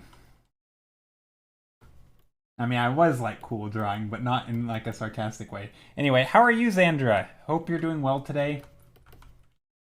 Or do you do any art? And if anyone wants to share any art they're doing or have done, I would love to see. I realize what I'm doing right now could be seen as quite boring. It's just doodling and painting some rocks. But I like rocks. I feel like they are one of those things that I don't really believe that I'm at this point level yet, but they are kind of a sort of like to me, when it comes to like rendering surfaces, and you're just gonna be like Haikala. No, rocks are great. I think one of the nice things about rendering rocks. Wait, who's gonna be like Haikala? Oh, Kath is gonna be like Haikala. Okay, I'm good. I still new to digital art. Oh, nice. That doesn't mean that you can't share what you're working on or what you've done. We like to see everything from anyone. Doesn't matter if you just started digital art or you've been painting for a million years. Doesn't matter. It's all good to us. Pretend till you make it? Yeah. You make emotes. Oh, nice. Ooh, do you have any emotes that you've made? I would love to see the emotes, some emotes. Also, let's take a look, Vana. Oh, this is nice. This is nice, Vana. I like it. This is what I managed to accomplish tonight. That's good. I like it. Yeah, I feel like you have come a super long way in just such a short time. Like, you already have such good overlapping shapes. You have a good sense of depth and perspective. Your forms aren't just, layered totally on top. Like, there's a sort of a sense of foreground, like, leading into the mid. Like, your forms have form, is what I'm saying. I don't know. I like it. I feel like every time you post something, I'm seeing improvement. Here is some. Oh, these are cute. Let's see. Oh, the cozy one is nice. The yawn is... Oh, these are so adorable. The knife, the love. The hay, that's a nice one too. The pizza, I love the sloth with the pizza. Taffy is adorable. No.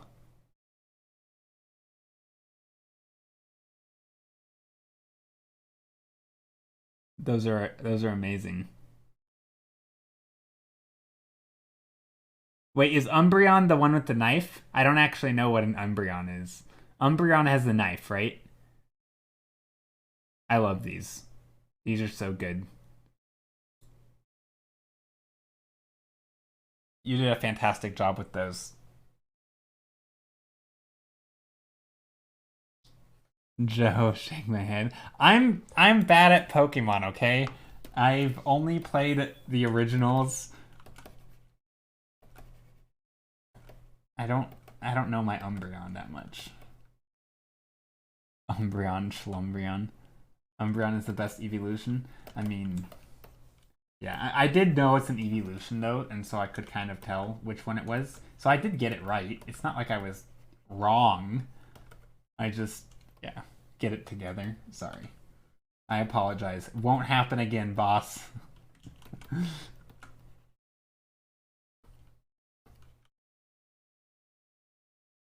Study up then. Psh, I am doing a rock study, okay? No, actually, it's not a study. I have one reference photo in front of me, and it's not a very good one. It kind of doesn't relate at all to what I'm doing.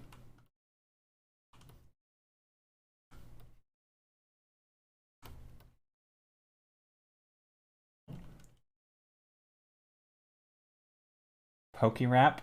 Ah, the Poke-Rap. I know what you're talking. Well, wait, that one doesn't. Does that have the new? Oh, yes, it's a thing. But does that have the new gens on it? Is there a Poke-Rap for all of them? And knowing their name doesn't mean that I know what they look like. So that doesn't really help, right? That's like fake help. That's like people who play video games and are under the guise of I'm getting inspired to do art. Like, don't get me wrong, I love games. I play way more games than I should. But I'm not under any illusion that I'm getting better at art by playing games. That's like I'm gonna learn my Pokemon by learning the rap. I don't think that actually would help, right? Like that's maybe I'm wrong.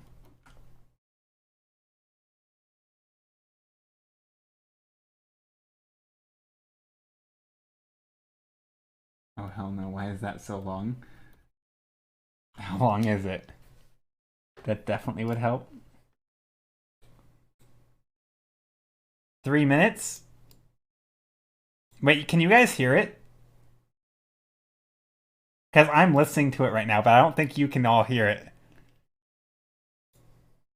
So I'm jamming along to the Pokemon song right now. But I'm pretty sure you guys can. Okay, you can't? Oh. I could listen to anything while streaming and you guys couldn't hear it.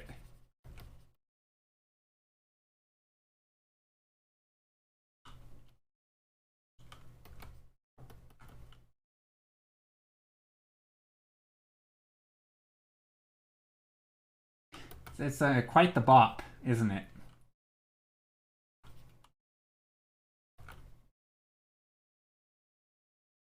Sus. I don't really have a good way to share. Okay, I can't take it. I can't do it while streaming. Sorry. All I could draw today was beans. Hey, that's something. Brett, how are you doing? I know you've been in here, and I said hello, I think, but I hope you're doing well. I hope you had a good holiday season and all that.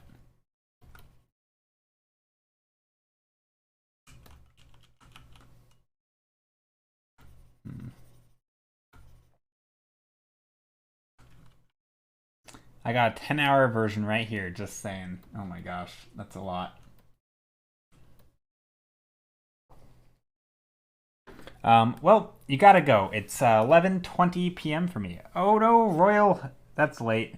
So have a good night. See you next time. See ya. I was here earlier, yeah. I'm kind of in and out a lot. All good. Why is there a 10-hour? Are you new to the internet?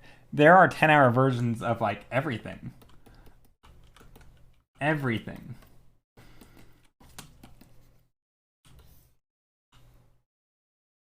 This paint is looking real nice. I like the colors. Oh, thank you. It's a weird one for me. I think I like it, but I think what it needs is some brighter colors in the back. But maybe in the form of blue. I don't know.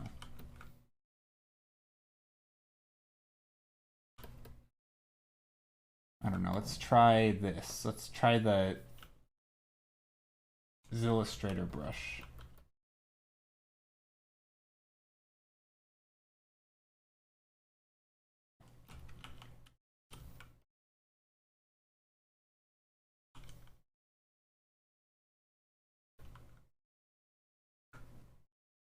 Or maybe this should just be darker.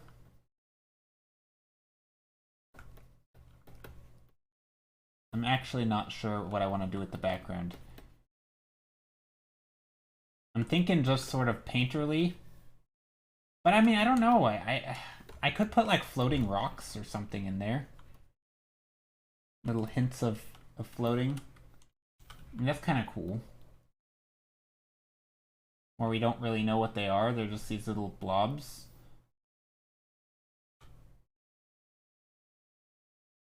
I like that. I think it looks nice.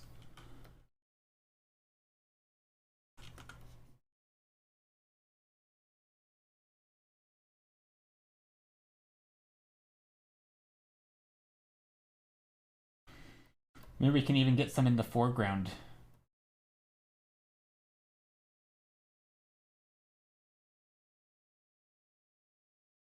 That could be a thing. Some foreground floating rocks.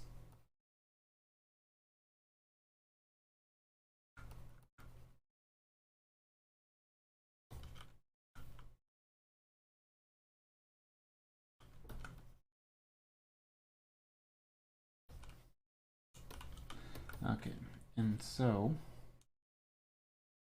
I do think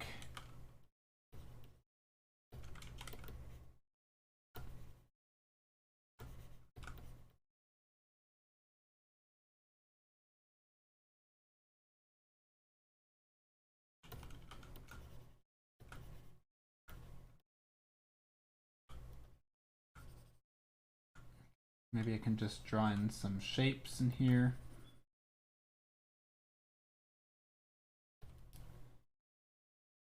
Some little dark shapes, some cracks, some rocks, all the stuff.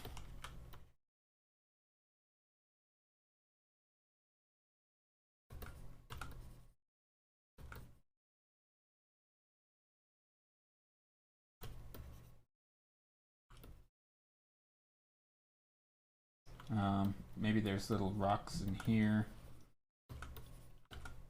Some of the blue from the top.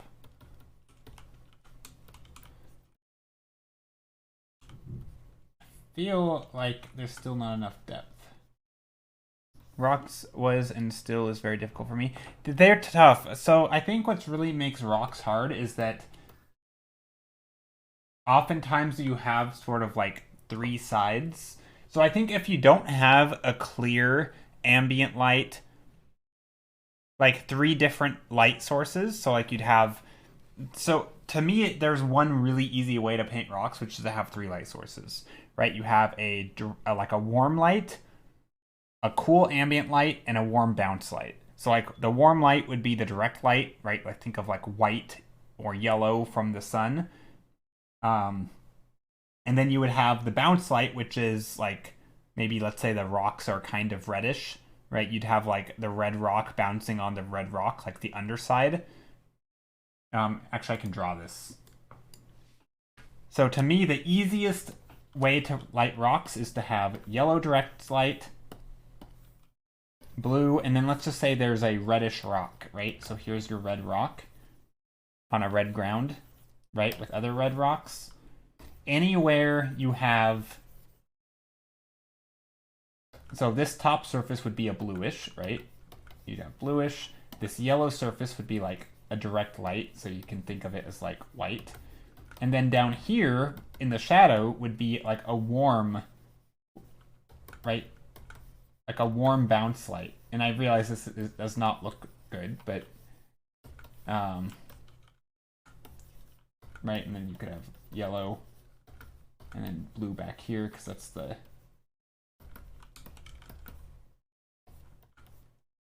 this would be blue because it's again the ambient light. So this to me is like the easiest way. Of course this would probably be blue to yellow too, right, because it's actually in the sun. But anyway, that's kind of the idea that I'm getting at is you have, if you have these three colors, it makes it really easy where you can get, oh, you know, if for example, if this plane is in shadow right here, then because it's from the sky is the main direction, it would be more blue, right?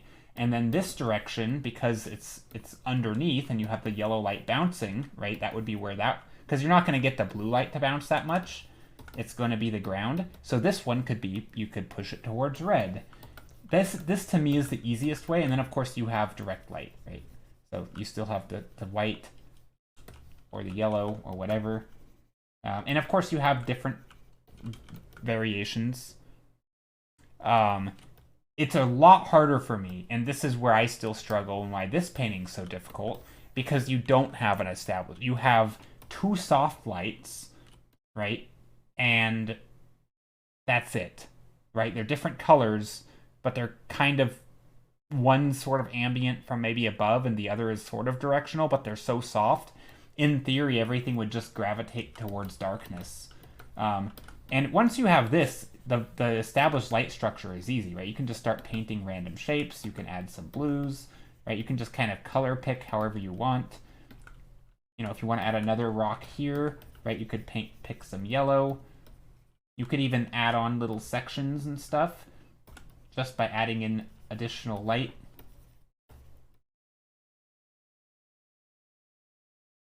Right, and then of course there's going to be little cracks and stuff that are going to be that bounce light, because that's the ambient light. That's like the... Anyway, this is... So yeah, you can just add on things like this, and now this part is darker because it's underneath, right? We have light bouncing from one rock to the next, and if the rocks are kind of reddish, right, the bounce light's going to be warm, not blue. Right, and so this type of thing is actually... Did I paint the two? What? No, this one? No, I painted all of these. But we voted on this one. But anyway, so this is... Yeah, so this type of thing I find really relaxing and really nice when it starts working. But not every painting has this lighting structure. And I'll admit, I am not good at painting in different lighting structures. Like if there's a lighting structure that isn't like this, it can get very, very difficult very fast. And that's actually what I'm running into today, right, with this one. It would be easier to just add a direct light source, be like, oh, this is actually, you know... And again, I could do this and it would make it look nice, to add a color dodge and be like, oh, what if we color dodge here, you know? If you wanted easy lighting, this is what you would do, right? Now we have a light source, right? We have the warm light coming in. I mean, this does look nice, but it's not really, it wasn't really the idea, right? I could lighten it up a little bit. But getting some light in here.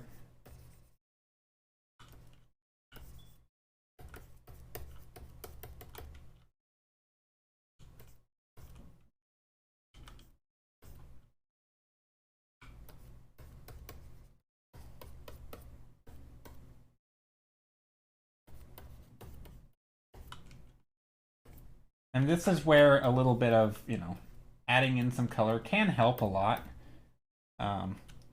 But it can be really tough. Like, I think this is where a little bit of bounce light, a little bit of lighting information can go a long way. I'm actually going to stick with this. And sometimes when the lighting is really inconsistent, I was going to say unconsistent, this is where things like, you know, knowing that this is a blue means that we might get some reflections on here, right? This one rock, right? Not all the rocks are going to be blue. Right, as far as they get further and further away, they're actually going to get less and less blue, and more, you know, maybe there's some yellow now. So this is going to be warm because it's underneath. But, you know, it's really hard. I actually, and we had a discussion the other day on stream about how rendering is kind of easy. It is when you have this, like, an established lighting structure or something that you understand. But when you have to, like, do mental ray tracing, right? And you're kind of, like, figuring out what bounce light color certain things are going to be. I'll admit I'm not super comfortable with it yet, and it does take a bit of work.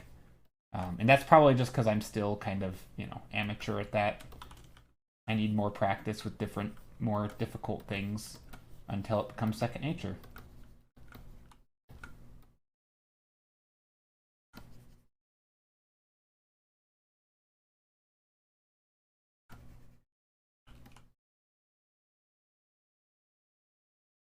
Hello, Robin. How are you?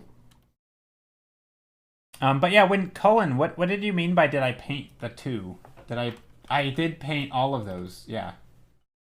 I don't know if that's what you meant or not.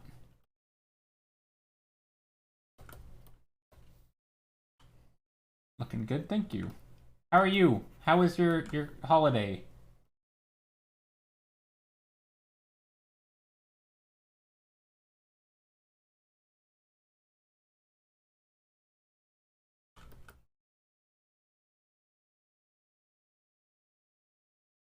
Another thing is perspective, right? Knowing that we're looking up at stuff means that we're certain things, like we're not going to be able to see the top of this. So these shapes are going to be more angular and rounded.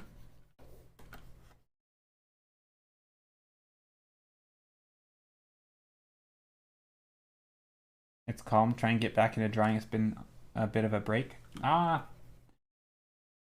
it should be. I feel like drawing should be relaxing. And somebody messaged me on Instagram. I'm not going to say their name. Maybe you're even in stream. I don't know. But they were struggling to. I don't actually know exactly what the issue was, but they seemed to be struggling with getting back into drawing. And I looked at their stuff, and their stuff was good. But I don't know. I mean, I replied, and I won't always reply to people's messages, but it was basically along the lines of I'm struggling to get back into painting. There's sort of like a lot of stress, and I don't know. And my only assumption was that maybe it was because they were trying to post everything on Instagram, and that they wanted to make sure that it looked good. And I don't know. It kind of felt like maybe they were afraid to sort of just take a step back and have fun with painting and not worry if it's good or not because there was like pressure to make it good. I don't know. That was my only guess, but yeah, I could see. I don't know. I guess to me, painting new things is tough because there is an element of, and I think that video. It's the third time I've mentioned today. That video that Steph linked in the the references and resources channel in my Discord. I think he does a good job of talking about sort of how difficult it is for some people or even for him to paint something without knowing what they're going to paint and sort of doing that early process of just hoping that it turns out good, kind of, right? Like kind of trusting the process and just trusting yourself, not even the process because you don't even know what the process is sometimes. You're just trusting yourself to be able to make good decisions. And I think it is hard, and I think it's really hard for a lot of people, and I think I take that for granted a little bit because that's mostly what I do. So I think some people it is really hard to start painting again or to get into painting. And I don't always relate to those struggles, so I don't always have the best advice.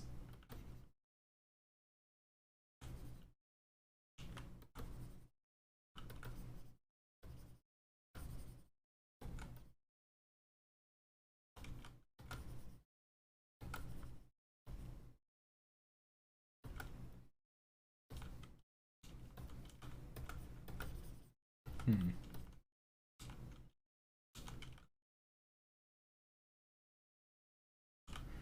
I do want some cracks in here.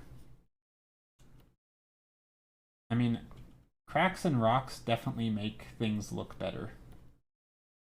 And you can help describe form with it.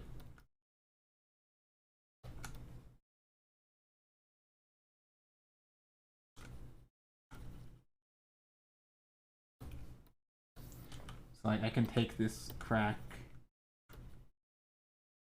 Yeah, I mean, I think maybe painting rocks. So people who struggle with painting rocks, I'm curious. It could be an issue with sort of just drawing like forms, like knowing that if there's this line, that this is going to be an edge, right? You could draw an edge here and an edge here, and then this needs to be an edge because this is in perspective, and kind of just dropping lines and creating shapes that sort of all connect geometrically. I don't know. I mean, I think it's hard for sure. But I think once you get the patterns down, I do think it kind of falls into place. Or maybe not patterns, that's not the right word.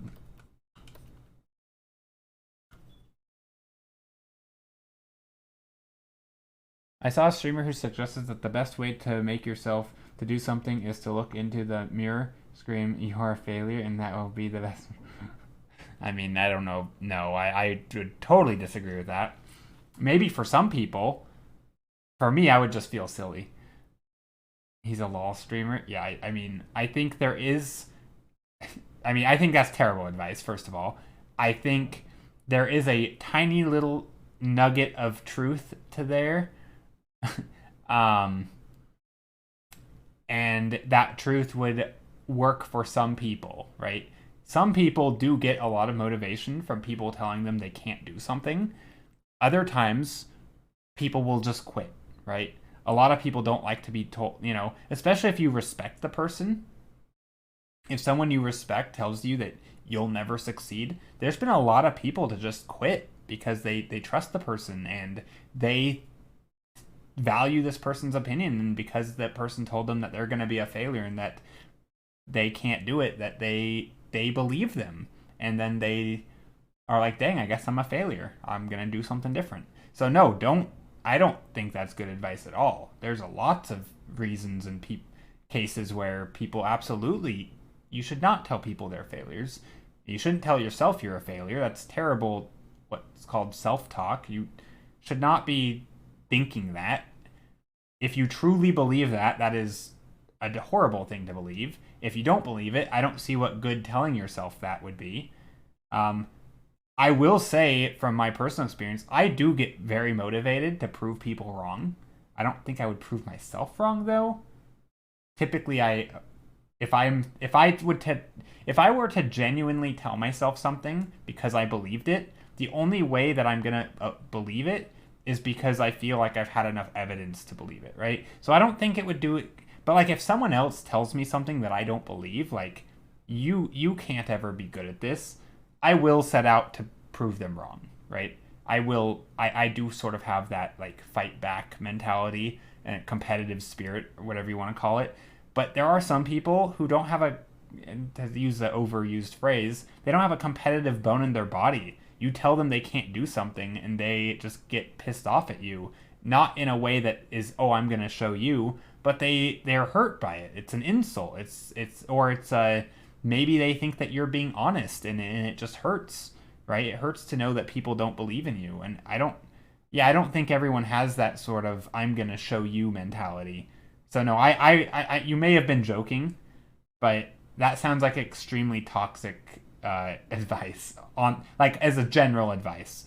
Maybe if you knew somebody extremely well and you knew they were extremely competitive, and advising them to tell themselves that they can't do, I don't know. I don't know why you would tell yourself that. I don't know. It just seems weird to me. Sounds like horrible advice, but I also can kind of see that for some people that could be really powerful, but I don't know why you would tell yourself. Like, who tries to prove themselves wrong? Do people do that? Like, if I'm thinking the thought genuinely, saying, I can't do this, it's because I've arrived at that conclusion somehow. Not, yeah, that's a LOL streamer. Yeah, I don't care what they're doing. Doesn't matter what you're doing. Sounds like one of those toxic LOL streamers like Tyler or somebody. One of those people who are putting on this like cheesy fake quote unquote alpha persona, who they're all about like this I mean, it's entirely it's like a, I mean, it's more of a persona than anything, but yeah, it feels like bad general advice. maybe okay, extremely niche advice, but yeah. Anyway, recently got into art. This is your second art. I definitely need to learn painting grass. Oh, I like it. This is really nice. So I don't know if we've been ranting a lot about different stuff today, but I like painting grass, and I don't know if you're welcome to random advice, not on your painting, but just in general. And I can show you the way that I paint grass. I actually really like painting grass. I think it's one of, well, really painting anything, grass, fur, but I think actually Devin Ellie Kurtz has a really good video on it. But I can summarize it because I'm here and you're here. But yeah, typically, anytime you're doing a lot of, whoops, I did not mean to do that. Anytime, so this is a commission I'm working on, and I haven't really painted a lot of the grass, but a good way to do it is to break it up into little patches of light and dark. You know, you could think of it light and shadow, or it could even just be little dips in here where it's like it's a little darker.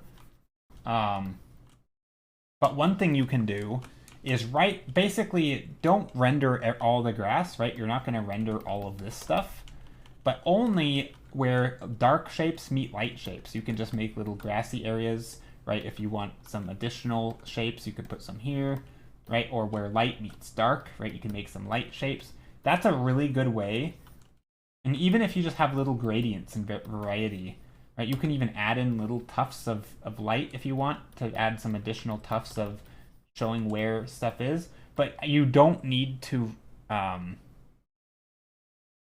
render everything. So like you have like one big shape. Sometimes what you can do, especially if you want to go like a painterly route, is by painting in with variations of different gradients, and just in those little gradients, they can be super subtle, but that's where you can put some of the grass, just where the light meets dark or dark meets light, basically where different shapes collide.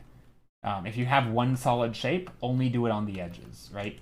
So like if this is a darker shape, and obviously stylistically is also a thing here, right? You could add in, you know, you could put some grasses there.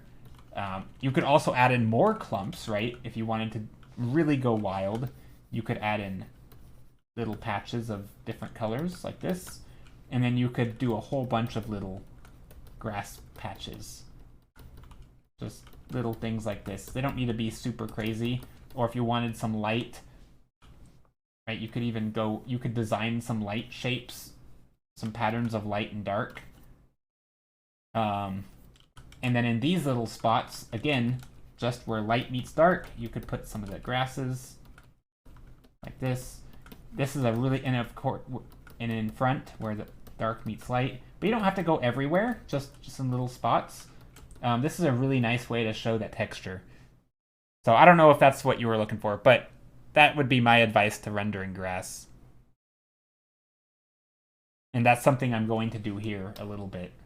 I don't know if I'll put the light here. I probably won't put the light shapes there, but I haven't decided yet. But it's not a bad way. And of course, you could even break, you know, if you really wanted to go crazy, right? You could just keep on doing this. You could make these shapes more and more complex. You could put more. Of course, you could also use like texture brushes and grass brushes. You don't have to use this ugly, chunky brush that I'm using. You could use a grass brush. I think this is where Devin Ellie Kurtz's brush pack is really nice, if you're, depending on the style you're looking for. Because she has a huge variety of different brushes, all for grass. And you could just start layering them on, and, you know, but the how you apply them can be in this way, just right on the edges. The YouTuber's name is Devin Ellie Kurtz. They're an artist. Let me find the video. YouTube. I'll Google it, or I'll find it for you. Devin Ellie Kurtz with a Z.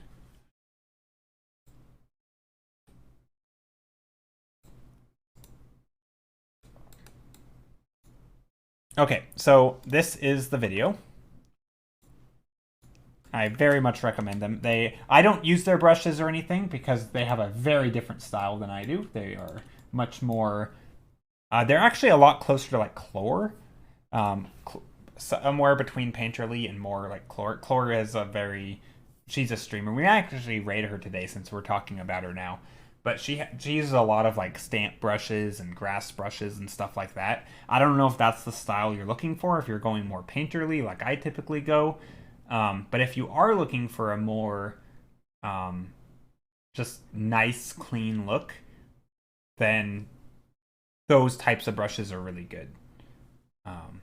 Whereas I kind of more hand paint everything, but it's just different looks. Same sort of skills, same understanding. You're gonna apply this stuff the same way. Oh, okay. I was gonna end stream, but yeah, we can do a quick 5-minute thumbnail. And since we're on the topic of grass, maybe I'll just I'll paint a quick 5-minute grassy thumbnail or something. I don't know. I should download all the various streamers' brush sets. I did not mean to say that like that. Brush sets. So that I can do like I don't know, something like that. So yeah, let's do a 5-minute thumbnail. Let's do it right here in this section.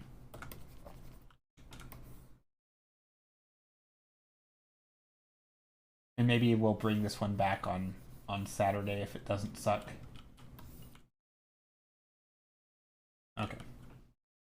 Let me just go like this. Alrighty. Make a new layer. Actually, hold on. This is not the way I would normally do it, but I'm doing it this way because... Okay, there we go. Dance, Mr. Stream. No, yeah. I'll do one of these, but no more. If anybody else redeems it, we'll have to wait. So don't redeem that thing. Okay, so 5-minute thumbnail. Let me turn on the timer.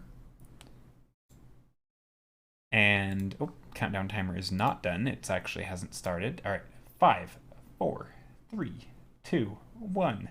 Beep. Okay, that was my countdown timer start. Okay, so typically when I start, sometimes I like to just experiment with stuff or different brushes. But we'll do a nice just grassy painting today. Maybe some hills. I'm just gonna pick some gradients, different colors, just using a big fat textured brush just for fun. I don't know how it's gonna look. Might look terrible. Actually, it's absolutely looking terrible right now, but that's okay. We'll get some green. We'll also get... Okay, this brush is killing me. No more of this brush. Maybe we get some colors like this.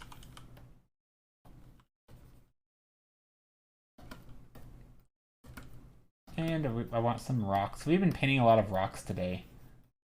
Maybe there's some little shapes up here like that. Maybe we get some direct sunlight, so these rocks can look very orangey. Let's see, maybe just from the left side. And then just like we were talking about with the rocks, maybe we'll also get some of the grassiness. We'll go like a yellow green. This is kind of like that. There's a guy on YouTube who does stuff kind of like this. He uses just a lot of lasso tool, really simple ideas. And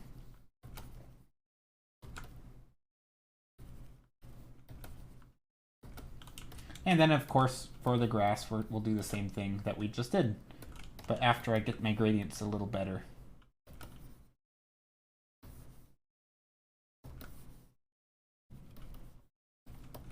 And maybe some blue there. And maybe some white. Yeah, yeah, I don't know their name. There's an artist on Instagram who's really huge, and he paints. This reminds me a little bit of his colors choices. Even I just kind of by pure accident I picked these, but and of course we want our ambient light on our rocks. Some ambient light in the grass just for fun. I don't know what this shape is here, but let's just keep it. It's probably not very good. I'm just gonna come in here and add some of these grass tufts. It could be, you could do big tufts or small depending on the scale. Again, doesn't need to be the whole thing. Just anywhere that light meets dark. You could even go more in the foreground and do like another layer. This might be a bit much though.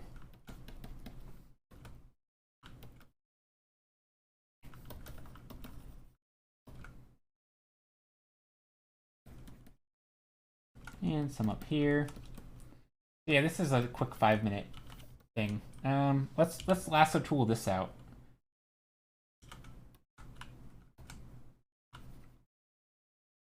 And select the inverse.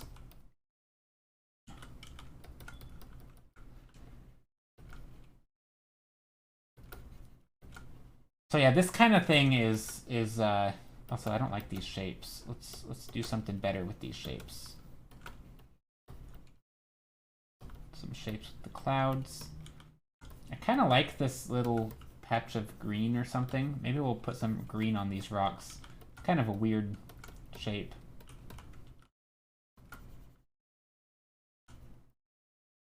What's the time? 56 seconds left? Okay.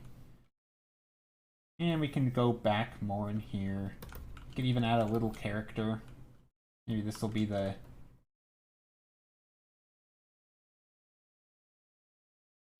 little character like that. Man, what a nice step landscape. Thanks. And there's a little character. I don't know who they are or what they're doing, but maybe they are... maybe they're wearing a hat, a little cowboy hat. Maybe there's two people, but one of them is, no, there's just two people.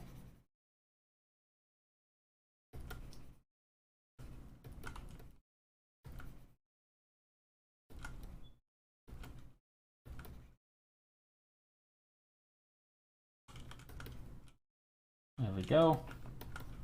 And, you know, we could put more little layers of light in here if we wanted, with little bits of grass if we really want to go super detailed, but I don't think we need to. Maybe we'll put some flowers. Oh, countdown's done. I left, okay. Maybe there's flowers. See, this is where like little textured brushes, this method of painting that I just did with the lasso tool, I realized I don't normally always paint like that. But this is where like textured brushes and other types of brushes work really well.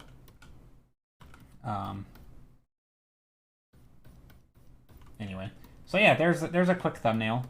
Again, I have no idea what this big rock is up here, but whatever, it's a thing. Maybe we'll go, okay, I'm gonna edit it real quick before I end stream. I'm gonna actually just extend this up here. And the reason I'm doing that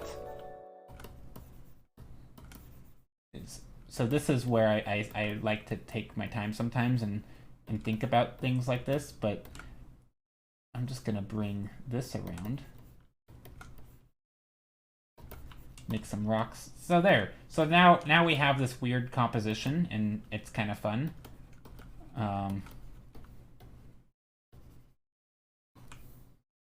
Maybe we even get some, this highlights up here. Oh, the highlight should be on this side of the clouds because,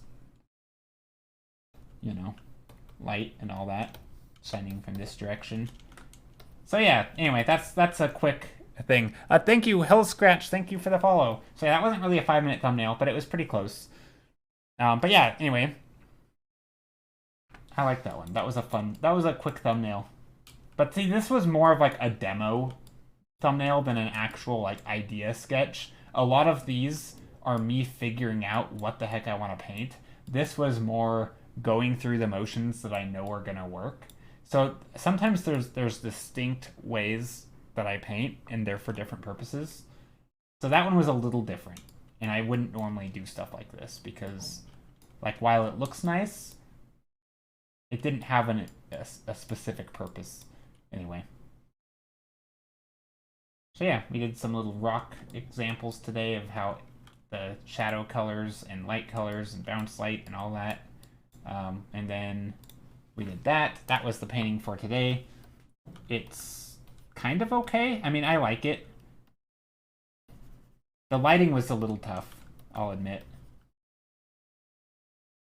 Because we didn't have a strong light source until I kind of added it over here with color dodge.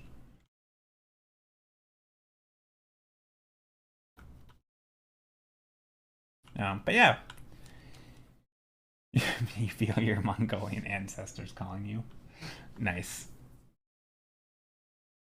Oh, Colin says, I have an attitude towards my drawings that the outcome will be terrible. That's okay because next time I'll just fail better. Yeah, I mean, I think it's okay to... So, I just don't think you should tell yourself that you're a failure. I mean, there's a difference between believing that you're a failure and, like... I think it's okay to say, this painting is not working. Or this painting... You could even say, this painting sucks right now, right? It's okay for a painting to suck at the moment. Or even just in general. Sometimes paintings fail, right? Paintings aren't a reflection of your self-worth. I mean, even to go back to that video game example, I think it's fine to say, wow, I just played terribly, right? Sometimes you play like garbage. It happens, right? Sometimes you make terrible paintings. It happens. That doesn't mean that you're a failure, right? That's very different.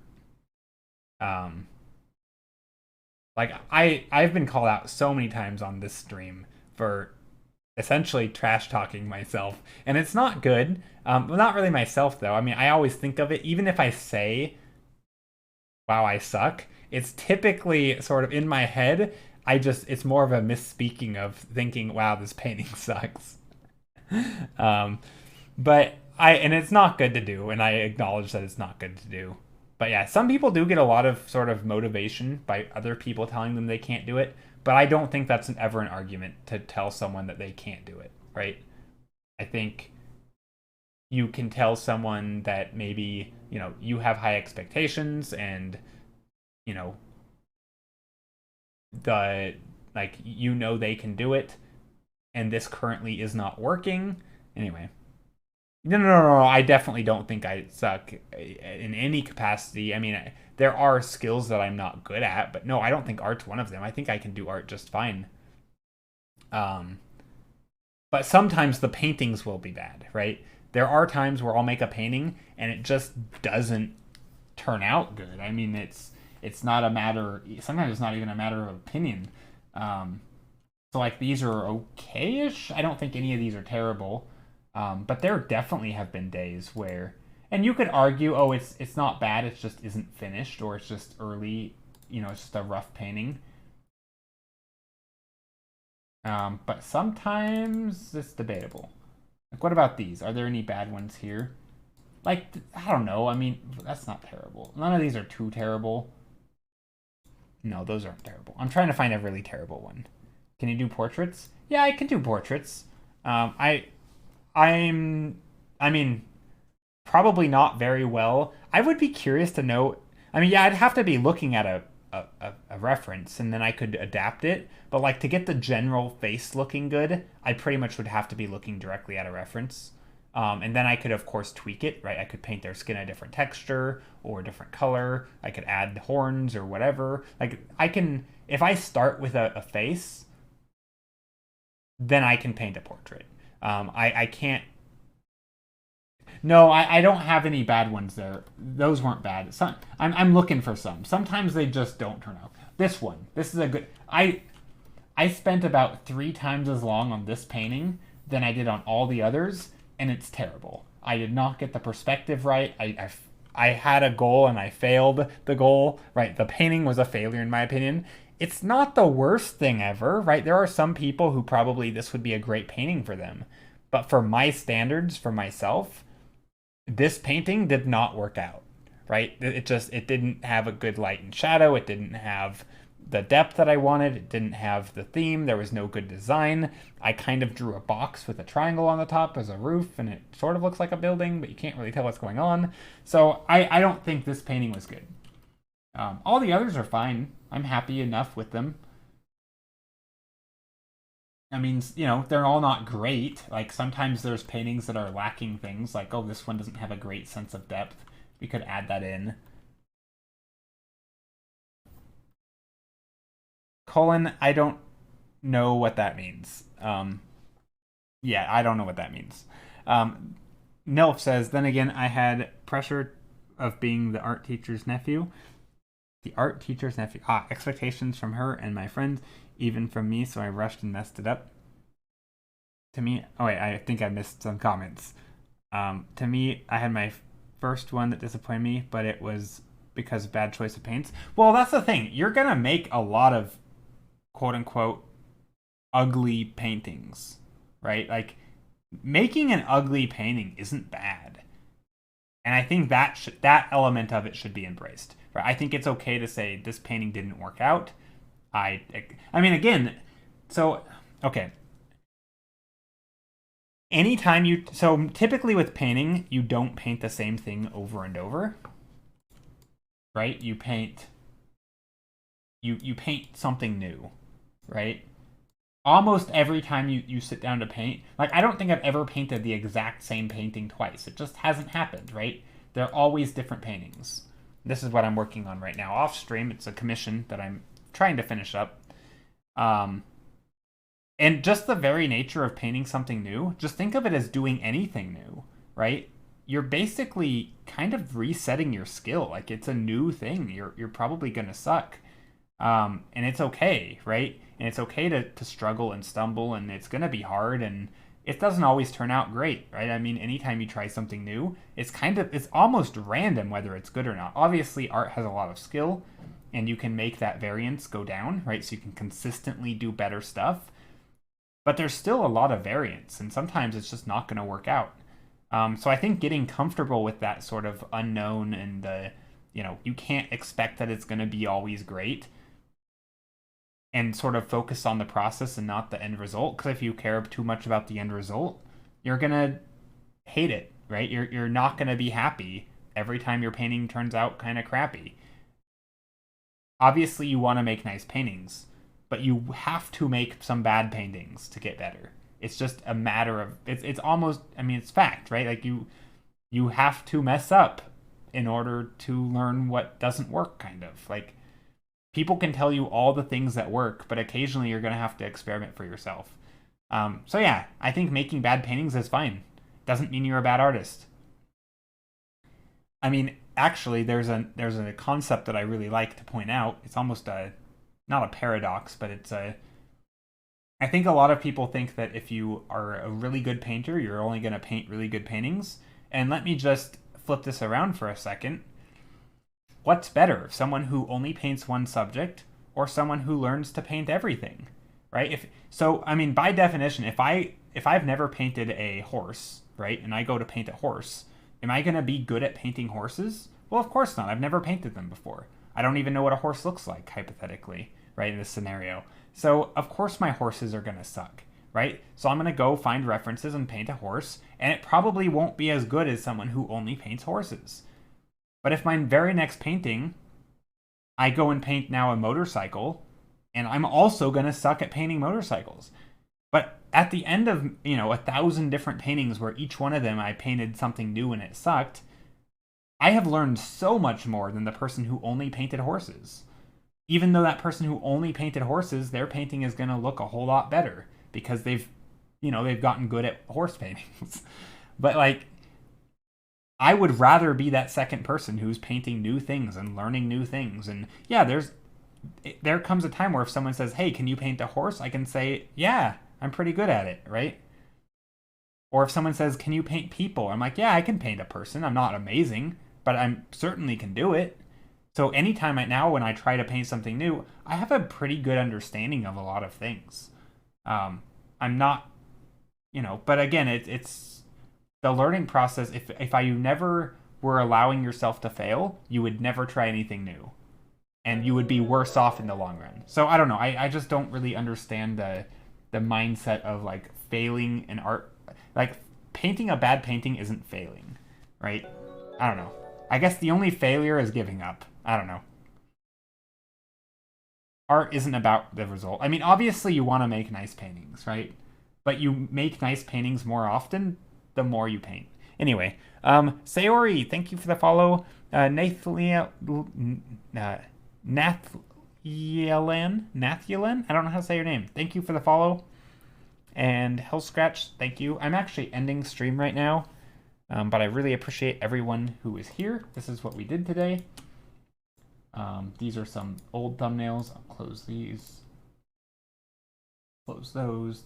These were the thumbnails we did today. I was actually really pleased with these.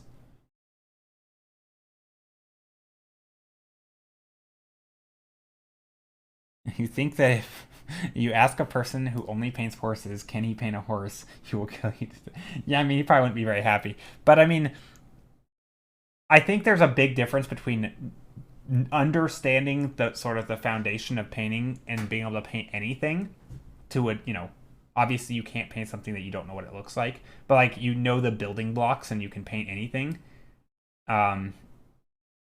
Versus only being able to paint one thing. So I don't know. I think there's, to me, it's just really bizarre that some people are afraid of trying new things, or the idea of making a bad painting is a bad thing. Because to me, it doesn't seem like you could ever paint something new if you're not allowing yourself the possibility that it's gonna suck. Otherwise, like, I don't know. It just seems to, imagine you want to play a sport, but but if you don't perform at a professional level, you're gonna beat yourself up. Like you're gonna fall into a depression, or you're gonna get sad. Like, nobody cares. Like, if you're gonna go for the first time play tennis, you're probably not even gonna be able to hit the ball over the net, right?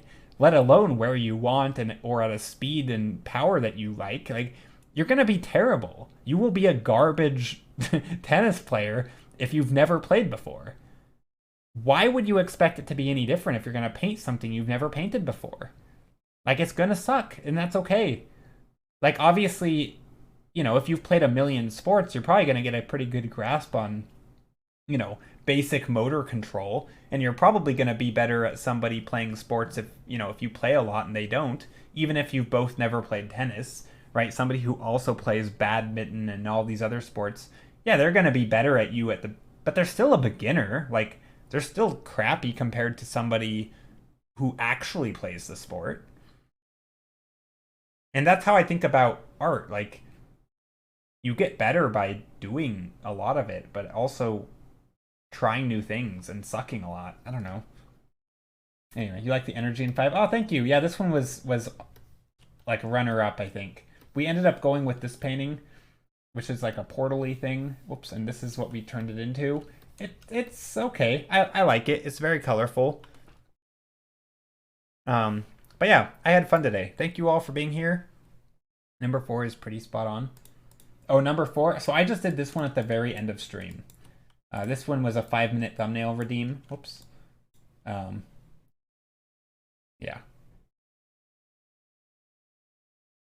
And number 8.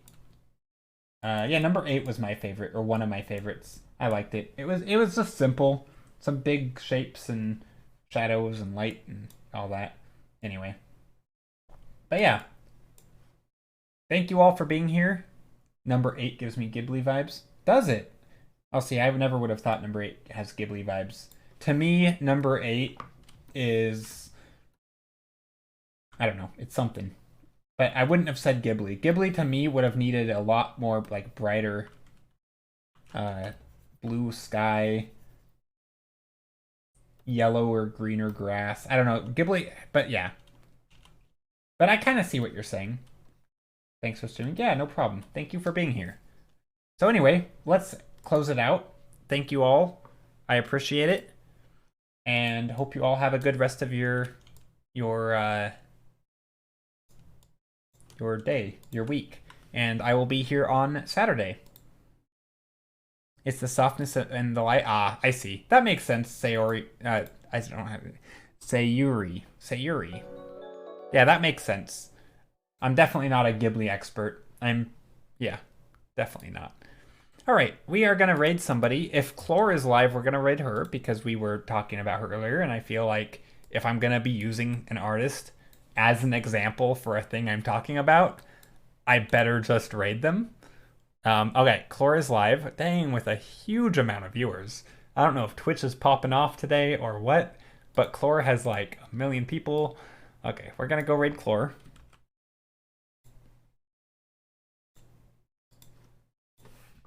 /raid.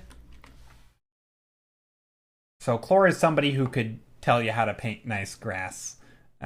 She is good at sort of those textured brushes and all that stuff.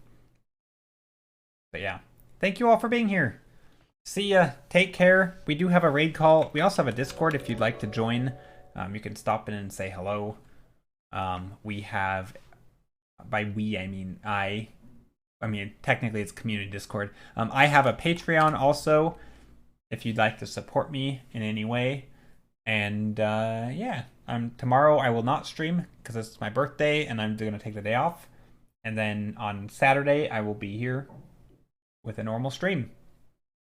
So take care. See y'all and be well. Bye.